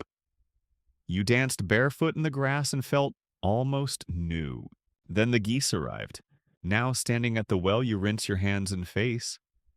The water is cold and smells faintly of iron. You splash your neck. You breathe deep. You don't feel clean exactly, but you feel alive. That counts for something. You dry your face with your sleeve, tuck your hair under your cap, and head toward the bakery. There's work to be done and dirt to collect. You'll wash again tomorrow or next week, whenever the rain comes. You sit under a crooked yew tree at the edge of the village green, enjoying a moment's rest while chewing the last of a slightly overripe pear. A boy runs past chasing a chicken, and behind him an old woman mutters something about the moon pulling at his blood. You arch an eyebrow. Another day, another superstition. Out here, hygiene doesn't just follow rules of practicality. It wades knee-deep into the strange, the whispered, and the wildly questionable. Because in the medieval world, beliefs about cleanliness and health go hand in muddy hand with folklore. Some of it's harmless, some of it's funny, and some of it, frankly, makes you worry about the state of everyone's immune system. Take warts, for example. Got one, don't bother with the salve. Rub it with the dead mouse, bury the mouse under a new moon and wait. Someone swears this works. Another swears you have to spit on it every morning before speaking a word. Still another says a toad in a pouch worn for a week will do the trick. You try to remember if anyone's ever died from wart shame. To prevent illness, some carry amulets, little bags of salt iron nails, or bits of bone worn around the neck. You've seen a man smear garlic behind his ears to keep out the bad air. You've also seen the same man drink from a puddle, so it's hard to gauge his commitment to the scientific method. Cleanliness itself is sometimes viewed with suspicion. Wash too often and you're vain. Scrub too hard and you'll let the sickness in. There's a belief that certain kinds of dirt protect the body, a sort of natural armor. Children are discouraged from being too clean. A little grime is seen as healthy, a lot is yet a standard. One woman you know insists that washing your face at dusk invites nightmares. Her daughter avoids bathing after sundown entirely. You once told her about your nighttime foot washing routine. She looked at you like you were summoning demons. To cleanse the soul, some recommend bathing in rainwater collected from the roof of a church. Others claim dew on the morning of St. Agnes's feast day cures skin blemishes. You tried it once. All it cured was your patience. Still, there's comfort in ritual. People sweep their homes with bundles of herbs not just to clean, but to drive out spirits. Rushes on the floor are replaced every few weeks, sometimes more, for tradition than cleanliness. It's said that rosemary in the rushes protects against fever, mint against mice. You're not sure either has noticed. Then there are the moon-based routines. Want your hair to grow faster? Trim it during the waxing moon? Want to get rid of a cough? Spit in a fire while the moon wanes. And never ever cut your nails on a Friday, it invites misfortune, especially if a black cat watches. One local midwife has her own blend of remedies. She washes newborns in water stirred with silver coins. Kills the worms, she says. You nod respectfully. You'd rather not know how she found that out. Herbal remedies often blur the line between hygiene and magic. Fennel wards off bad breath and evil eyes. Chamomile calms the stomach and ghosts. Sage, of course, fixes everything unless it's grown on cursed land. Then it just makes you itchy. You hear stories of people who buried soap to protect their homes from plague. Others believe bathing during a thunderstorm can cleanse sins, though it might also get you struck by lightning. It's a gamble. Historians still argue how seriously people took these beliefs. Were they literal, symbolic, or just cultural filler? Likely a mix. What matters is that these rituals gave people a sense of control in a world that rarely offered any. And let's not forget charms carved into walls, protective marks to keep demons from slipping in through the cracks. You've spotted them in taverns, churches, even privies. Because even while relieving oneself, a little divine backup can't hurt. The line between hygiene and healing is blurry too. A poultice might be applied more for its blessed status than any herbal properties. A bath might be skipped not from laziness, but out of fear that clean skin invites illness. Still, amid the weirdness, there's wisdom. Vinegar is a mild disinfectant. Smoke can repel insects. Herbs like rosemary and thyme do have antimicrobial properties. These people may not know why something works, but they've noticed when it does. You finish your pear and wipe your hands on your tunic. A breeze rustles the yew above you. In the distance, someone coughs and a dog howls in response. The old woman near the well spits twice and mutters about omens. You stand stretch and adjust your cap. You'll rinse your hands when you get home. Maybe. After all, you did eat fruit with your bare hands under a tree that's supposedly haunted, just in case you pinch a bit of sage and tuck it behind your ear. Can't be too careful. You pause outside the small cottage, hand resting on the latch, when you notice something strange. The man approaching you smells clean. Not scented, not perfumed, just clean. Fresh wool. Leather that's been scrubbed. Breath like water and mint. You narrow your eyes slightly the way people do when something feels off. Because in this world, your world being too clean is suspicious. You nod politely and step aside, letting him pass. But a quiet murmur stirs nearby, someone whispering under their breath. He's not local. Another voice must be from the city. And someone adds with theatrical dread, he might be French. And just like that, you're reminded that in medieval society, cleanliness doesn't always mean goodness. In fact, it might mean the opposite. There's an odd belief that scrubbing yourself too frequently, wearing fresh clothes too often, or even smelling like nothing at all hints at pride. Or vanity. or worse, foreignness. In some villages, a man who bathes weekly draws side eyes. A woman who changes shifts too often might be showing off. And a child who never has dirt on their knees, probably cursed. You sit beside the hearth later that night, turning this over in your mind. You've heard it before. God made dirt, and dirt don't hurt. A rhyme, a shield, a reminder that humility often comes wrapped in grime. Excessive cleanliness is sometimes conflated with sin. Why would someone spend so much time on their body when they should be tending their soul? If you care too much about your reflection, it's vanity. If you smell too sweet, it's temptation. If your hands are too soft, you're clearly not doing your share of the work. You once heard a tale of a woman accused of witchcraft because she always smelled like roses and never had dirt under her fingernails. She was wealthy, yes, but also unlucky enough to live among neighbors with strong noses and stronger suspicions. And then there's the nationalism of stink. In some towns, foreigners are mocked for their bathing habits.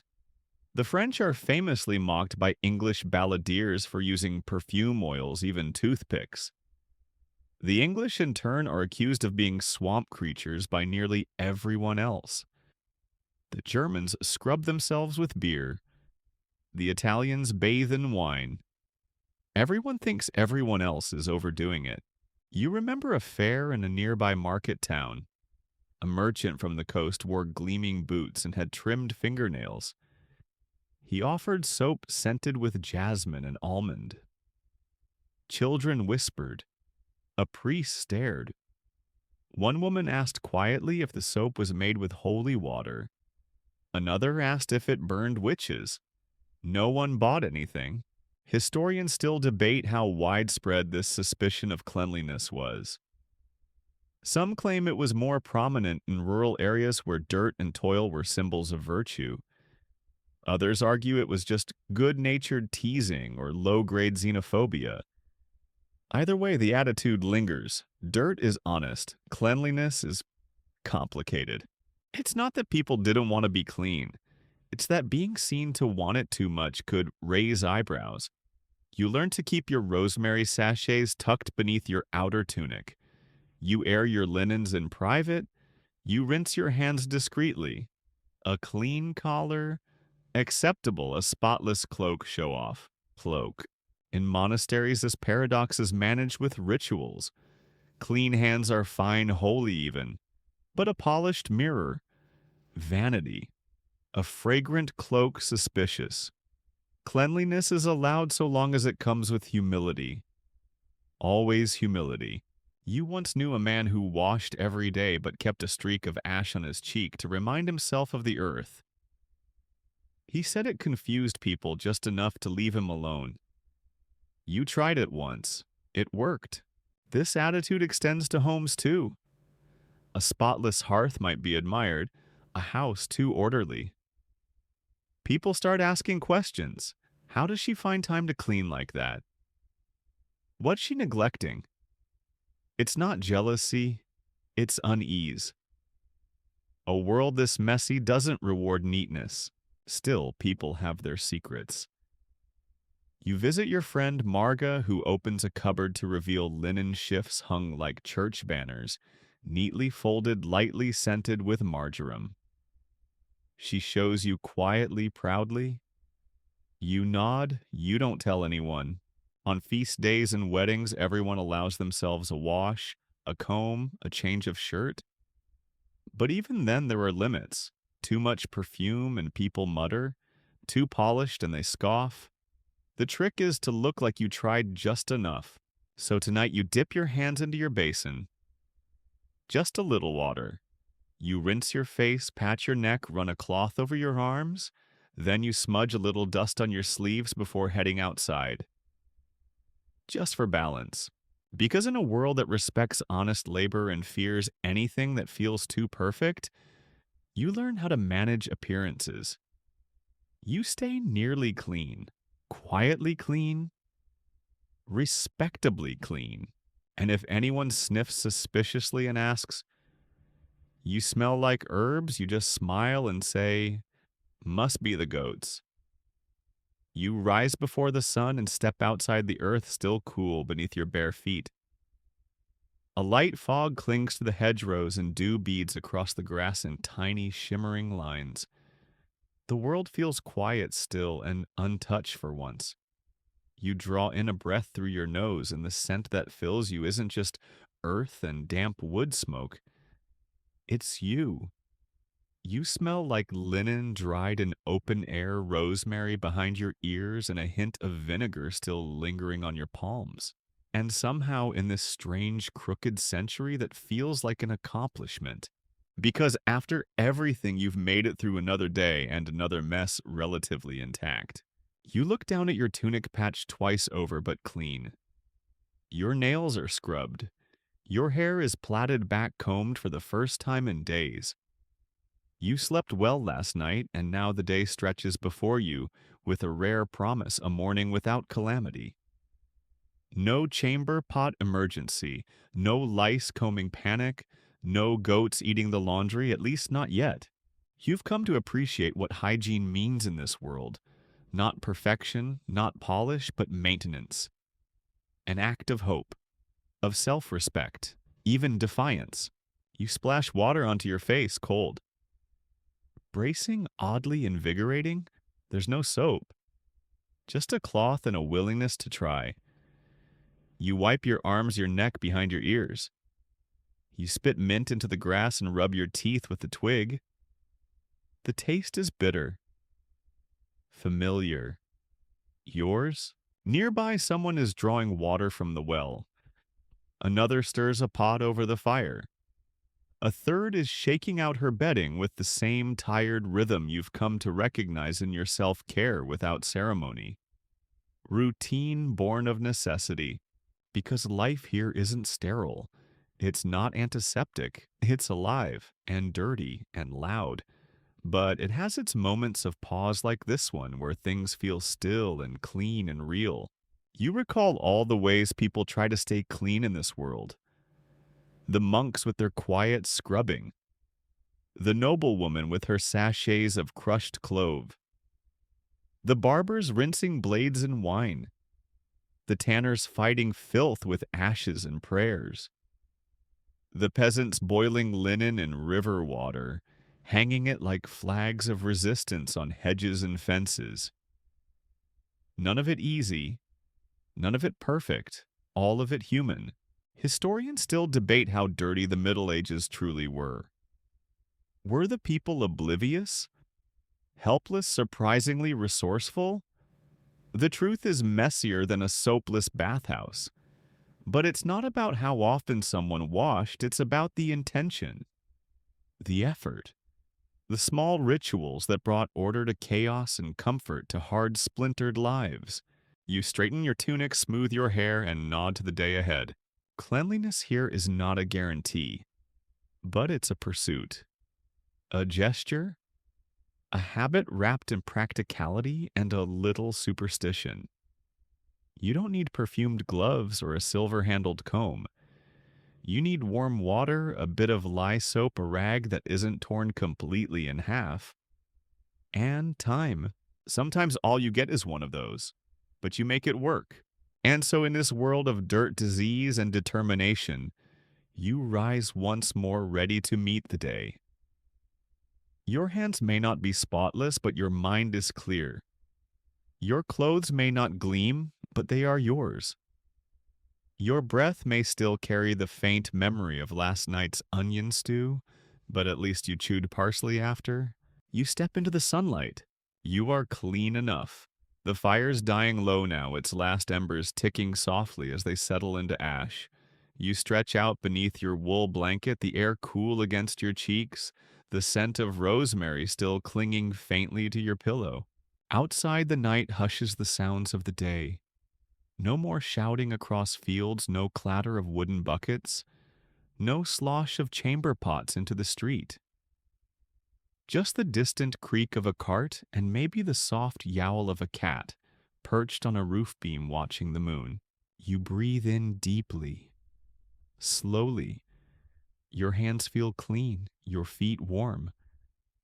Maybe you still itch a little faint reminders of straw mattresses and well-used linen, but you've learned to live with it. Like so much else you adapt. You soften, you rest. Because even in a world without running water or antiseptic or scented candles, people carved out spaces of calm. They boiled herbs, brushed their sleeves, folded their shifts with quiet pride. Not to impress, not to conquer grime entirely, but to try.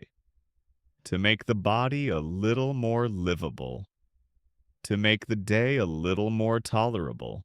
And now you lie here centuries away from those muddy roads and vinegar rinses, but maybe grateful for warm water, clean sheets, and all the small hard-won comforts of the present. Let that gratitude settle over you like a fresh linen shift on feast day. Close your eyes. Let the past fade like smoke curling from a spent fire. And sleep. I'll be here with another story for you tomorrow night.